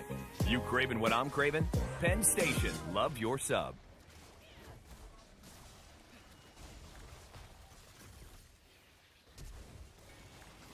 Double search. He was interviewed by the timeline of Trump and Epstein's relationship. Actually, that's what I searched originally. Was Trump interviewed by the DOJ about Epstein? It says there's no credible evidence or credible reporting indicating Donald Trump was interviewed by the Department of Justice concerning Jeffrey Epstein. He absolutely was. I'm not even guessing on this. I'm not misremembering. I think what you're thinking is because the DOJ interviewed Ghislaine Maxwell. No. I think it was the FBI. Let me give you a few minutes to look this up, and then let's go to closing statements. Sure. Well, anyway, all right. Let's. Yeah, because we'll be here for it. I can't believe. Yes, Donald Trump agreed to participate. And this is from NBC News and Politico. Yes, Donald Trump agreed to participate in an interview with the FBI regarding. Oh, this is regarding the assassination attempt against him. Against Epstein. Okay, regardless, I guess in order to move on so we're not sitting here Googling, assume it's true because it is, but all right, fine. You know what? Assume it's not true. Just go with my original point. The connection of Bill Clinton is just as strong as the connection of Donald Trump. So my argument against you, which is essentially using your own argument against yourself, is that if you're going to say that incentive to delete evidence is because Trump is in the Epstein files, I'm telling you Bill Clinton is also in the Epstein files, right? But if Bill Clinton and all them were incentivized to hide this, then Obama probably would have just deleted everything relating to Epstein, and so they never could have arrested him. And well, that's what I'm saying. Well, he was arrested under Bush, right? So he was arrested under two Republicans, no Democrats. Okay. Right? He was given, but people say he was given a sweetheart deal under Bush, didn't they? He was, and I'm not. That's what I'm saying. That's why I kind of did that tongue in cheek. So was it also tongue in cheek when Trump arrested him? No, what I'm saying is your logic.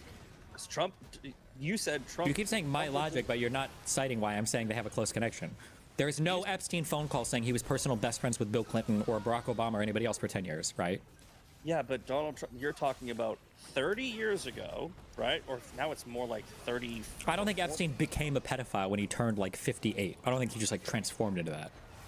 Yes, but you would have to make a leap from the only evidence you have, the only connection you have was Donald Trump used to be friends with Jeffrey Epstein, who's friends with a lot of people, right? These rich people are friends with a lot of other rich people, and they're all in the same little social circles.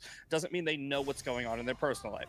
But then Jeffrey Epstein was stealing girls from Donald Trump's employment, and Donald Trump kicked him out and cut ties with him. And then after Jeffrey Epstein was indicted for being involved with an underage hooker under Bush, right? Donald Trump was like, "Oh, I had no idea that guy was a creep. I cut ties with him, like a decade ago or 15 years ago, et cetera, et cetera." And then the women that were in the Epstein files, the only time Trump is mentioned, they are saying, "I never saw Donald Trump do anything with Jeffrey Epstein," right? Never. I think that one of the women said, I might be misremembering, but I think that they might have said that Bill Clinton got a massage, or actually I think there's like a photo of Bill Clinton getting a massage. Just a quick fact check, the Bill Clinton, I'm sorry, you got me talking about Bill Clinton.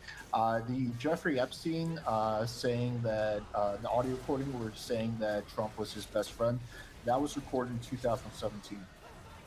Where is that? What's that from?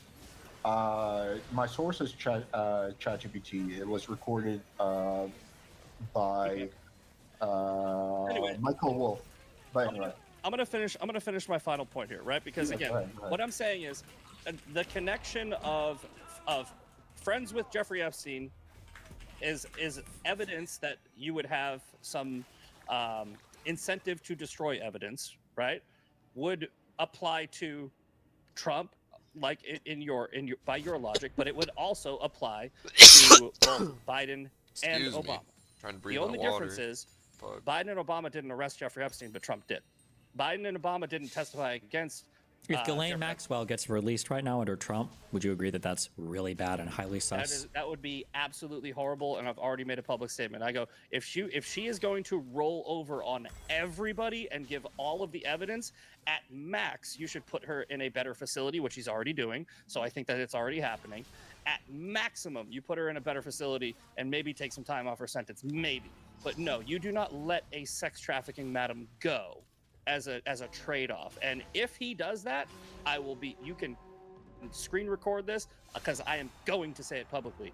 I will be so pissed off, and I will say that this is absolute, right? You don't release people that harm children just because they rolled over on other people who harmed children.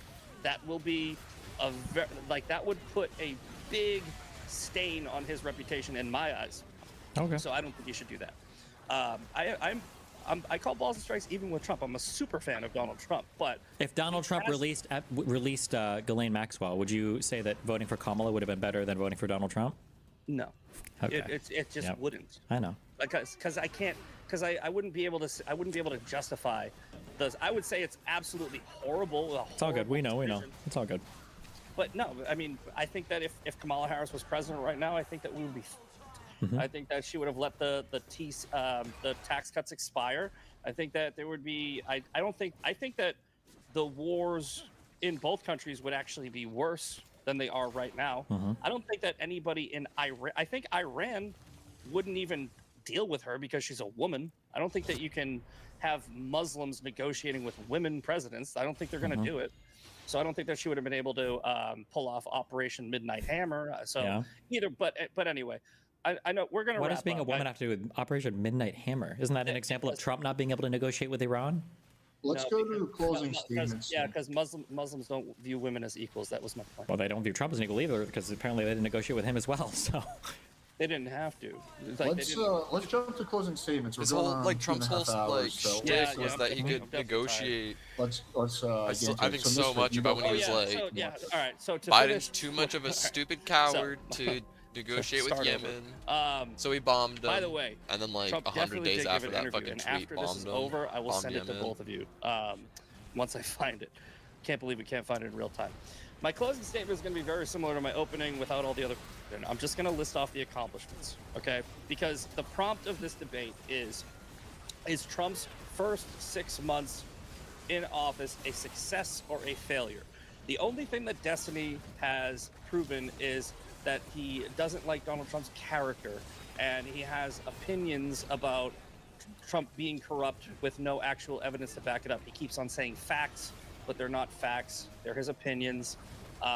He has a clear double standard when it comes to pretty much everything, which I've accurately pointed out just recently in the last few minutes by pointing out he doesn't make the connection between Bill Clinton, but he makes the connection between Donald Trump. It's because Destiny is a partisan hack who is only using confirmation bias to form his opinions. Meanwhile, I do something different. I use critical thinking, and I have just in the past few minutes said I will call out Donald Trump if he does something wrong. You can quote me on it. But to go over the list one more time, Operation Midnight Hammer. Operation Midnight Hammer was an operation that I think only Donald Trump could have done. Every president's talked about it. Trump's the only one that did it. Iran does not have nuclear capabilities. They probably won't for a very long time. Hopefully never. The executive orders that he signed overturning Biden's executive orders, this whole back and forth executive order game, speak for themselves. And I think that ruling through executive order is absolutely fine. Just like I told Destiny, I think that the president should do everything in their power to enact their policies. And as long as it's not unconstitutional or an abuse of authority, I think they should do it. Biden did it. I was fine with it. I didn't like what Biden was doing. Trump did it. I'm fine with it. And I do like what Trump's doing. And then just really quick, we didn't even get to touch on this, but the Department of Education with Linda McMahon, that's going to be putting power back into the states, which is what this country intended. I want limited government. I want state-run government. I think that people in the state know how to run and govern their states better than the federal government does. Title IX was also a huge win that we didn't get to. That's, taking men out of women's sports is huge for all of these girls who are getting unfair treatment, or were getting unfair treatment. The Lake and Riley Act we didn't touch on. We did touch on the border, but the Lake and Riley Act is huge. We did go over jobs. We did go over wars. We did go over a couple other things. We didn't go over NATO spending, but Donald Trump got NATO to increase their spending just like he did in the first term. And there's just, I have a list of probably 30 things here. And the only thing Destiny can do is talk about Trump's character and come up with conspiracy theories about, the corruption, which have no basis in fact. They're just opinions. So on that alone, like I said in my opening statement, I don't care if I will win the popularity contest. I won this debate on the facts because I have the facts. Destiny has personal biases. So that's my statement. I do appreciate Destiny. Destiny, you're a gentleman most of the time. I think it was a fair debate. I think you did a great job, and I appreciate you. Cool. Let's go to Destiny. Yeah, it's an unbeatable argument to say that I'm a partisan hack when this guy literally has Donald Trump tattooed on his leg. I don't know how I'm the partisan here when Trump is literally a part of his body. People say that I'm not using people don't say, but Mr. Peter is saying I'm not using facts. I brought up a lot of factual evidence to support literally every single thing I'm bringing up. The few facts that he tried to lean in on, he was completely and utterly incorrect about. He was 1,000% sure that Donald Trump had given some kind of testimony, some kind of sworn under oath, anything about Epstein. Apparently that never happened, despite him being 1,000% sure of it. Maybe he means 1,000% the same way that Donald Trump means he'll lower drug prices 1,000%, which is impossible unless he's paying us 9 times the cost of the drug to take it, maybe. I still stand firmly behind everything else I said. I think he weaponizes the DOJ in a horrible way. Misfit already admitted, like, on almost every single point that Donald Trump is utilizing these things in ways that nobody ever has before. But since it's apparently legal, that means that it's okay for him to do it, which I don't think is generally the standard that we hold the president to. I think I brought up a lot of concrete examples of the way that Donald Trump has been corrupt, and a lot of these misfits even agreed with. When it comes to, like, Trump coin, for instance, that's just a horrendous idea. The idea that he was unaware that there was that millionaire's dinner for the top crypto holders of his own crypto coin to go and have a dinner with him, I think is absolutely insane. And I don't know. That is insane. I mean, every other thing is just, I think that conservatives are allergic to facts. I think that when you start to dive into the facts of literally any of these issues, like the difference between Biden talking about Shogun being fired in Ukraine versus the quid pro quo that Donald Trump and Giuliani try to do with Ukraine is absolutely unhinged. Like the deficit spending, like every big mistake that Donald Trump makes seems to be either hyperbole or he's like excused for it for some reason. I just think it's absolutely unhinged that anybody could defend Trump today. But I guess when you look at the media consumption patterns and the fact that there seems to be zero actual factual engagement with any of the topics at hand, that it's possible to just love him forever. Yeah.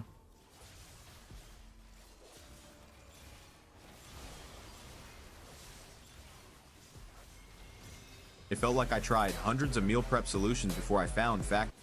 That's some ass RNG. I can also tell you, and this might sound crazy, but based on our investigations and stuff that we've seen, okay, there is definitely something that I think would rival what we know currently with physics, and a tech that potentially is out there that we don't have the ability to reproduce, because it would basically be like dropping a cell phone right off back during the time of maybe caveman. So like we just don't have the tech to develop it yet. When you say that it operates outside our understanding of physics, what specifically are you saying? Like what happened? To I guess break it down in simple terms is that I think that some of the tech that exists, that whatever these things have, these energy things have, energy things? Yeah, well, they call them interdimensional beings. I think that they can actually operate through the time spaces that we currently have. All right, so now to try to get people to move on from the Epstein files, the government is trying to distract us with conversations about aliens. You know, now all of a sudden people are all focused on interdimensional beings and UFOs, which a lot of people predicted was going to happen after the Epstein files fall out. And last week it was reported that some top officials had a meeting to discuss what to do about it. And apparently Rogan's podcast was brought up. And then just the other day, exactly a week later, we have some hot chick on there talking about aliens. So they're getting creative here. They definitely know Rogan's audience well. I mean, hot chicks and aliens, you can't beat that. So Rogan had on this Congresswoman, Anna Paulina Luna, to talk about interdimensional beings and UFOs, which obviously wasn't compelling at all. She just sounded confused most of the time, but people weren't complaining. And luckily, Rogan's bullshit detector wasn't working very well either, even though there were a few times where it seemed like he was thinking, come on, what are we doing here? But she's hot, you know, that goes a long way. Like, most of the comments were just about that. People are like, as long as my psyops are sexy, I'm good. And hot women tell me UFOs are real, this is my dream. So I guess this podcast wasn't a terrible idea. I mean, it sounds like there's a big market for this. I mean, she wasn't convincing at all, and still people loved it. You know, she's basically just like, I'm in the government, I've seen proof of UFOs and interdimensional beings, but I can't go into any detail or explain it at all. And people are saying this podcast broke the internet. It's hilarious. Of course, she also claims they're going to release some information and be completely transparent about it, but that sounds kind of familiar. You know, I'll believe it when I see it. I mean, she's also in charge of this task force that's supposed to push for declassification of federal secrets. And a big thing they're working on is trying to get the Epstein files released, which of course we know how that's going, so I don't have much faith in her. And of course, conveniently, Joe forgot to bring up the Epstein files during this podcast. He didn't mention it once. It's crazy. And she did mention it once, but just to say that she's not using aliens to distract from it. And then she also said that Kash Patel has been That's wild that she actually brought that up. They always use that word. So this podcast Pinky was just promise comical. I'm not Joe had on a baiting, so you don't think about all the awful things going on with the Trump administration. The Epstein files and didn't ask her about that once. And I'm sure Joe was told not to bring it up, because if he did, this would have been a complete disaster. I mean, she was already barely keeping it together with the alien stuff. President Joe's might be a thinking, pedophile, but there might be aliens. You know, I don't think he's buying any of this. When you say kind of transparency we want, that they know that these are interdimensional beings, how do they know that? That, so based on testimony, would be based on witnesses that have come forward, but what I can tell So you the is witnesses just were told that they were interdimensional? that they've seen things, and what I can tell you without getting into classified conversations is that there have been incidences that I believe where very credible people have reported that there have been movement outside of time and space. That's very vague. Yeah. So, look. Unfortunately. Yeah. Look. Have I seen a portal open? No. Have I seen a spaceship? Personally, no. Have I seen evidence of this? Yes. Have I seen photo documentation of aircraft that I believe were not made by mankind? Yes. Is there historical significance to this? Yes. Is there multiple events that go back to, I would argue, maybe even before the time of Christ that have documented this in text? Yes. So do I believe that the government has access to certain technology? Yes, to an extent. And I believe that certain contractors potentially have back engineered this tech. But look, I think a lot of people say, well, this is a distraction from everything else happening in the country right now. And all I'm simply trying to say is it's not a distraction. The people that are kind of helping to divulge all this information, you have an intelligence community, Tulsi Gabbard, Radcliffe, Kash Patel, they have been truly, in regards to our other investigations, extremely transparent and wanting to get this information out. But it doesn't mean that within these intelligence communities there isn't pushback.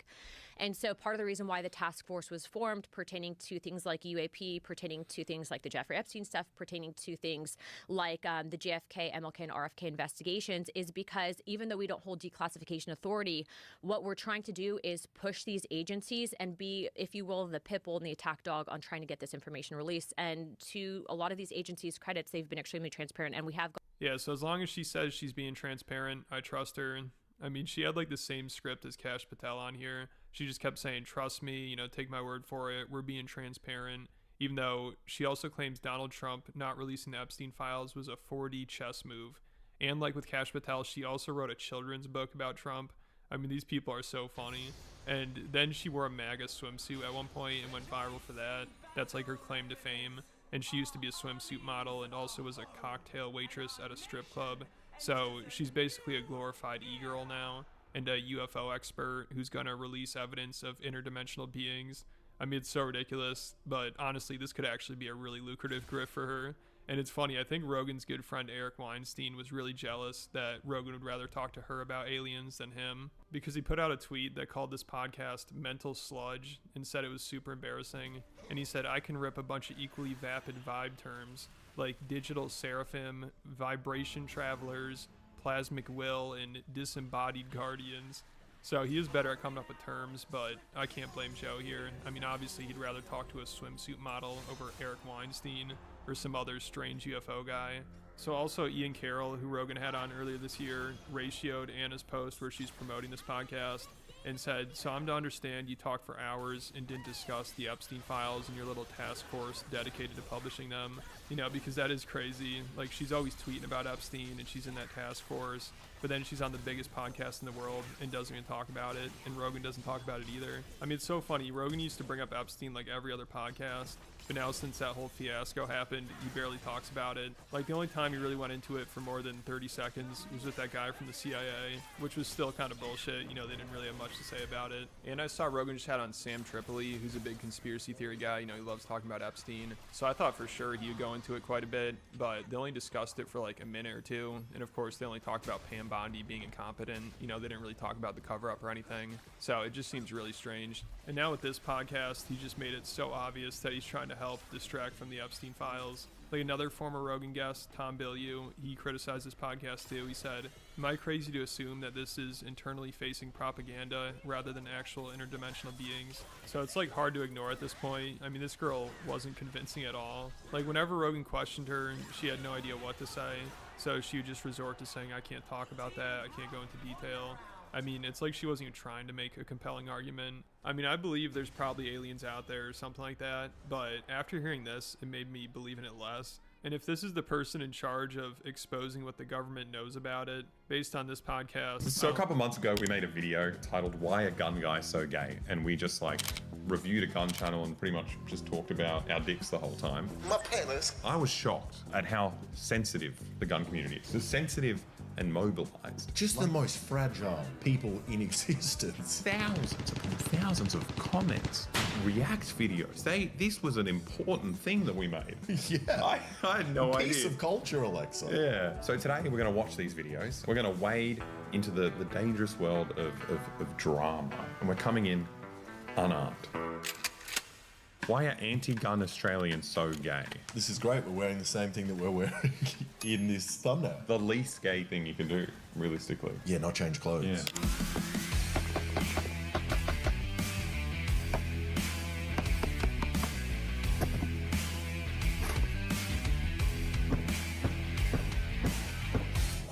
What do you mean what? This is really lame. But that's very cool. It's very cool. If that was a person, they would have been in 3 pieces with like 10 bullets through them. Very necessary force. Yeah, that's pretty cool. G'day, mate. I think I'm gonna tuck me wiener in between me butt cheeks.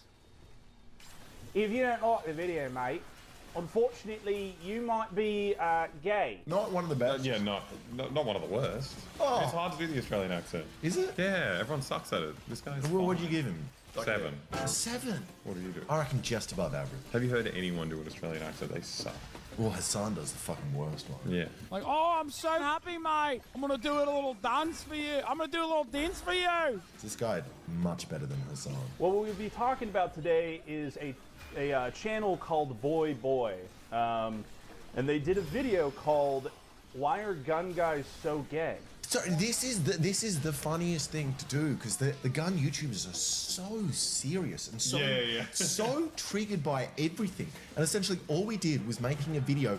We didn't even talk about gun politics that much. No. We were mostly making fun of this man Jeff and how dumb it was that he described what clothes are for 15 minutes. Watch out, because belts can hurt you if you tighten them too much. Yeah, exactly. And I wear a jacket when it's cold, and they are so angry. How dare you?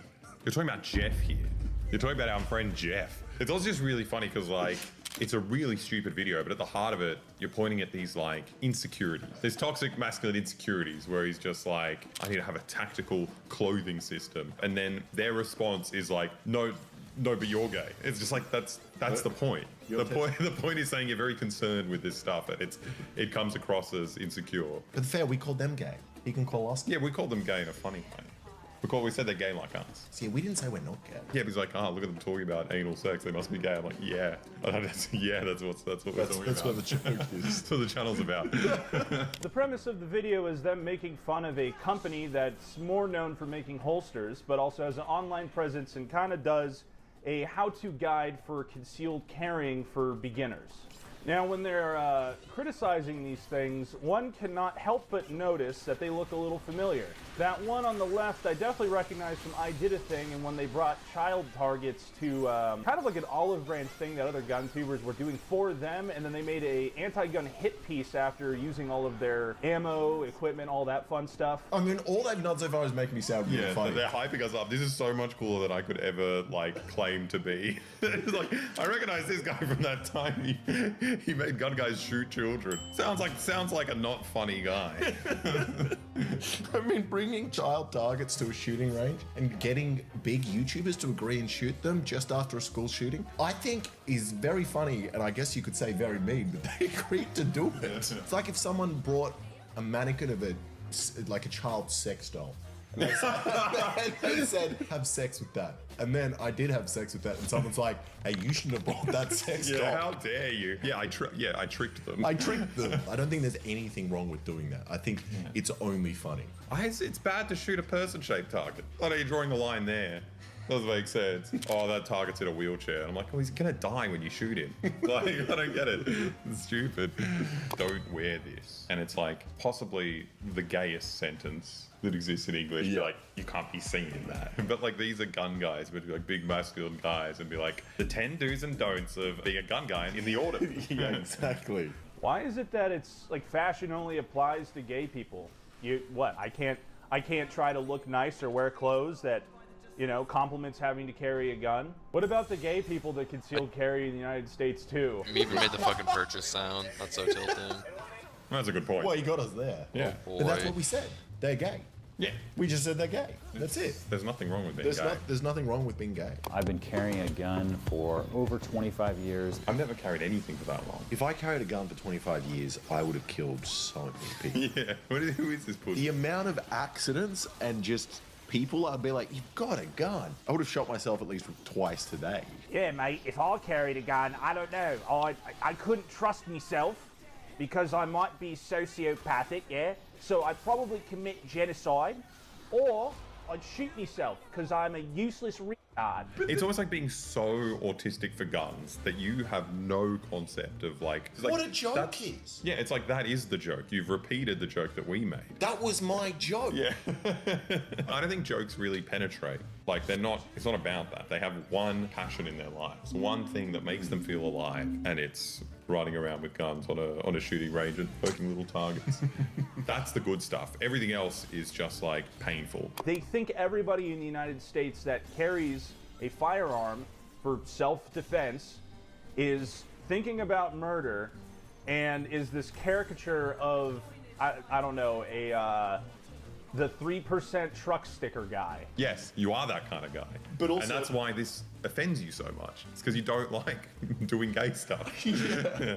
But also the fact that if you're buying a gun for self-defense, which firstly means your country's just a shithole. You shouldn't be there if everyone's trying to murder you at all times. Your country has major problems. But then it also means you did think about murder. Yeah. That's the purpose of the gun. Like, what is it for? If I was carrying a screwdriver around with me at all times, I'd be very aware that screwdriver, if I saw a screw that was loose, I'd be like, I can screw that. I can tighten that. Yeah. So you would be constantly looking for people to shoot if they do something wrong, or no, it's just self-defense. It's not murder. I'm just gonna shoot someone for self-defense. Yeah. But also, let's say this is true. America is this crazy country where everyone needs guns for self-defense. Yeah. Maybe if everyone is so crazy, you shouldn't have so many guns because everyone's shooting each other with the guns. While all of this is going on, by the way, during this whole video, they're doing these 3-minute segments of just like unfunny dick jokes. Like, I don't know where the bottom is, mate. Like, come on, guy. You are the bottom. We all know it. Why is that a bad thing? If you're the bottom and you're having sex, you're probably doing more stuff than this guy. Also, there's nothing wrong with being a bottom. You might have a nice bottom. He thinks there's something wrong with it. Is this what we sound like? Because hearing this guy do an Australian accent and just making any gay joke, even if it's not funny, is very funny. Yeah. I'm like, this is hilarious. Yeah. It's like those are comedians, like Australians, anything they say is funny because they've got funny voices. Exactly. If there was like an Australian guy in the office on 9/11, it's like, oh fuck, look out! Like, I would watch a channel that was just, I'm gay. oh, crikey, I'm gay. The only times I've laughed is when he's repeated our jokes. No, his Australian accent's growing on me. I like it. For context, this is basically how this comes off. Hi, I'm Guy from Company, trying to sell you some equipment. Here's what I put out there. Buy my merch. He's talking about gay sex. He must be referring to gay sex. That's funny. British people are so fucking funny. That's what a joke is. I don't understand. Also, his reaction is funny. That's a little bit funny to say, imagining that Jeff says anything about clothes and we're just like, yes! That is what the video is. That is 100% what it was. And that's why it's so confusing that he's upset about it. You know, like it doesn't, if that's what the video is, then it doesn't warrant a response. You're clearly insecure about something to do with this video. I don't understand. It shouldn't be that upsetting to you.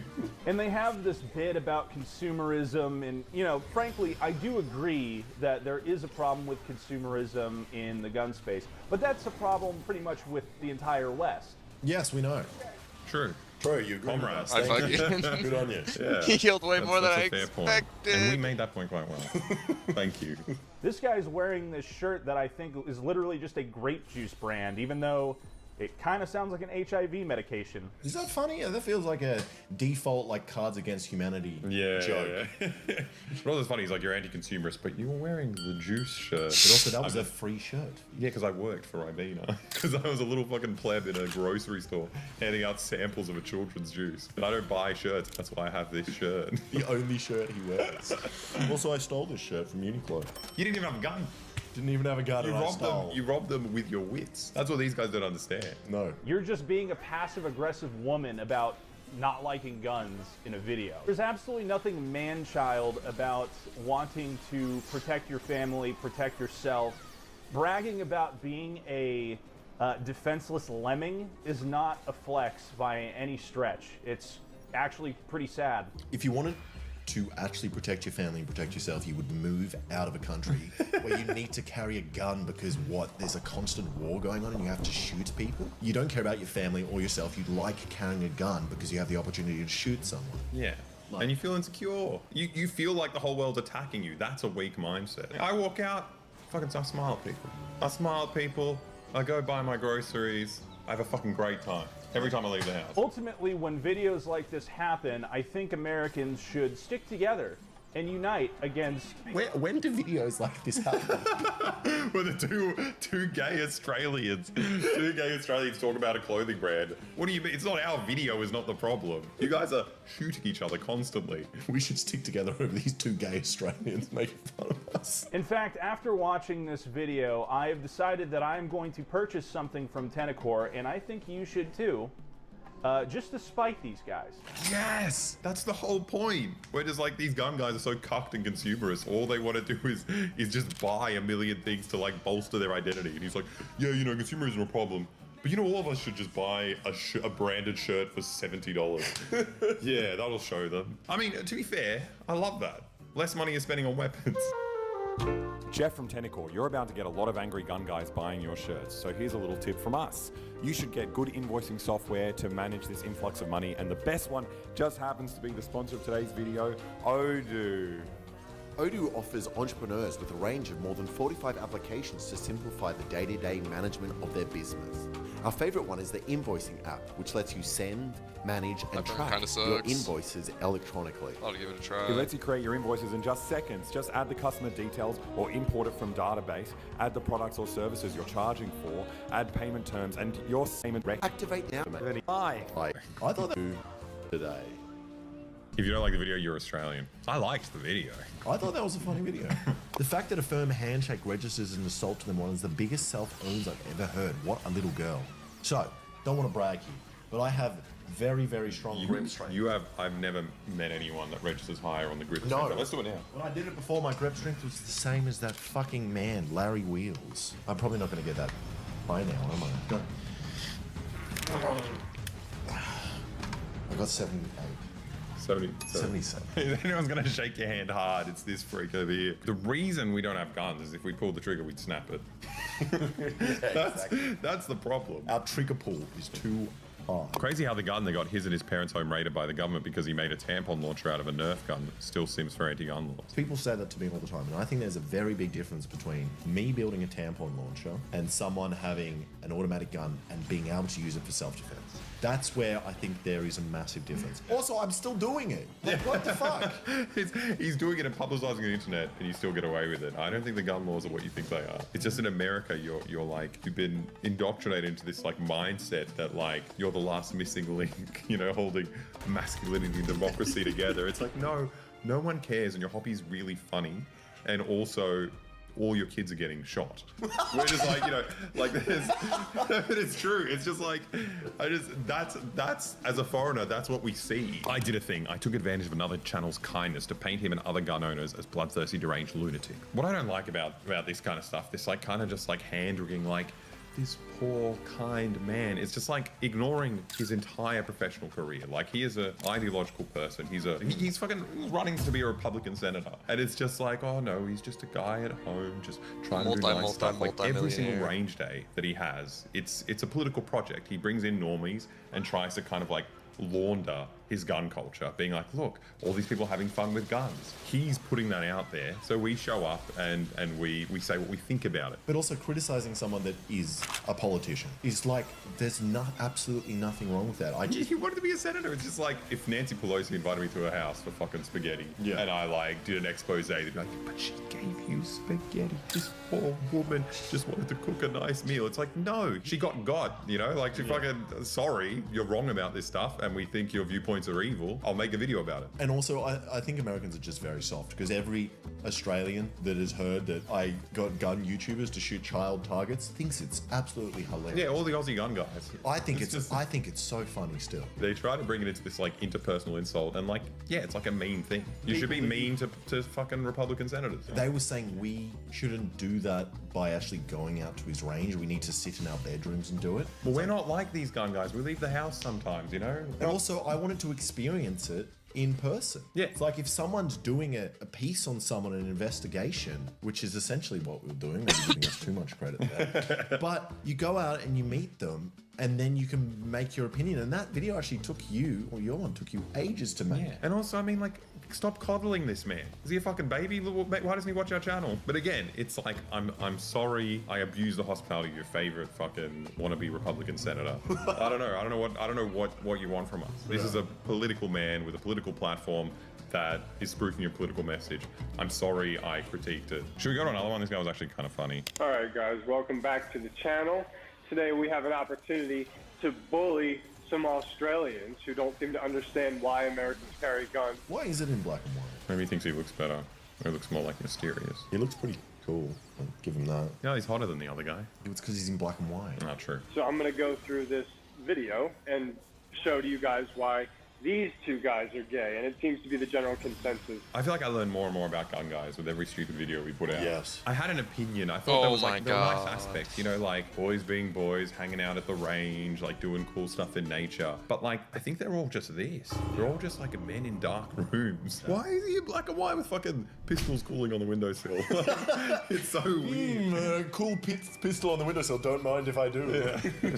One of them said that if he had a firearm on him, that's all he should be thinking about. Now, if you don't carry a gun, that might be the assumption, sure. But when you carry a gun every single day, there's no need to know that it's there until the time that you use it. We are living under the Constitution, and the Second Amendment protects our right to keep and bear arms to oppose a tyrannical government. They love to talk about this like upholding democracy and like the stopping tyranny when like the police state in America is so much worse than anywhere else in the world. They're so much more heavily armed. There's so many more people in jail. They have the highest prison population and the highest fucking per capita. It's just like your government is laughing at you. They are locking you guys up so much more than anyone else. And it's just like, what are these guns for? It's a laugh. It's so you can get on the internet and write comments. I just don't think you guys have any interest in that whatsoever. They are here to laugh. They're here to feel more masculine. Yeah, that's the whole thing. Like, that's what our video was about. It's like these guys want to be men, and it's really cute and gay and funny. It would be cute and sad if it wasn't actually violent, like actual consequences for your children. If I carried a gun for 25 years, I would have killed so many people. Yeah, who is this pussy? The amount of accidents and just people, I'd be like, you've got a gun. I would have shot myself at least twice today. If I carried a gun for 25 years, I would have killed so many people. What a crazy thing to say.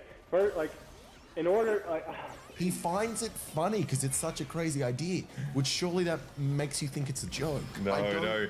What he's smiling at is this superiority because he's like, gotcha. It's like everyone's doing exactly the same thing. They're like, the joke these guys said makes them look bad. It's like, yes.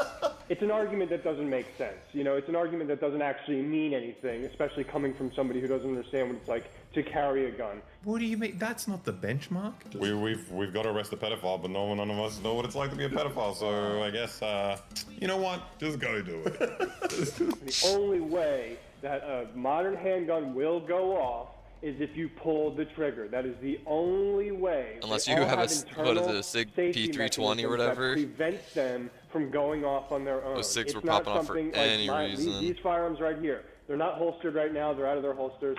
They are both loaded completely and have one in the chamber. If I pull these triggers, they will go off. What the fuck? They're both loaded. Why? Why do you need that? And also, if it's for home defense, you're a fucking idiot. What are you talking about? That's where the robber sneaks in and gets 2 more guns. But also, there is no reason to ever have a bullet in the chamber. It is so quick to just chamber one. I would agree with that. This freak obviously never has fucking children in his house, because if they did, they would kill themselves. Do you know how many accidents? I guess unless you're talking a revolver. It's one of the leading causes of deaths of children under 5 in America. You still could keep the chamber on the window. It's because they keep leaving them to cool down on the windowsill. There's nothing. Yeah, I don't want to knock them over. There's absolutely nothing trigger discipline. There's nothing I can do to this thing to make it go up. I'm a little bit proud. I thought we made a stupid video. Yeah. I thought it was dumb. The fact that it's elicited this response, a man shaking a loaded gun being like, you guys are stupid. You're so dumb. I hate you. You're gay. And it's just like, wow. Okay. I guess it was a good video. This is awesome. If I can make people do this. We've never had a man shake a loaded gun at his head from a video before. That's crazy. If you're a gun guy and you're watching this video and you want to show us how safe your gun is, please point it at your head and shake it around. Prove us wrong. Prove us wrong. Windowsill guns. I'll change my mind. I'll change my mind. I think I am so unfree. There's nothing I can do, and just to show you, there is a round in the chamber. There is a round in the chamber, and this thing is fully loaded. I feel like just judging by your whole aesthetic, I assumed there was. I believed you. I would be impressed if there wasn't a round in the chamber. So. There's no way this thing will ever go up unless you pull the goddamn trigger. I don't even know what point he's arguing first. I never made a claim about guns accidentally discharging. We're talking about people shooting people. Yeah, it's showmanship. I appreciate the pizzazz. I don't think a school shooting is accidental. I don't think this kid came in who's like, whoa, and the gun just like spins around and shoots everyone. No, I think it's a murder weapon, and people use it for that, and that's the problem. And if you don't understand that, don't talk about guns. And my point to this is, if you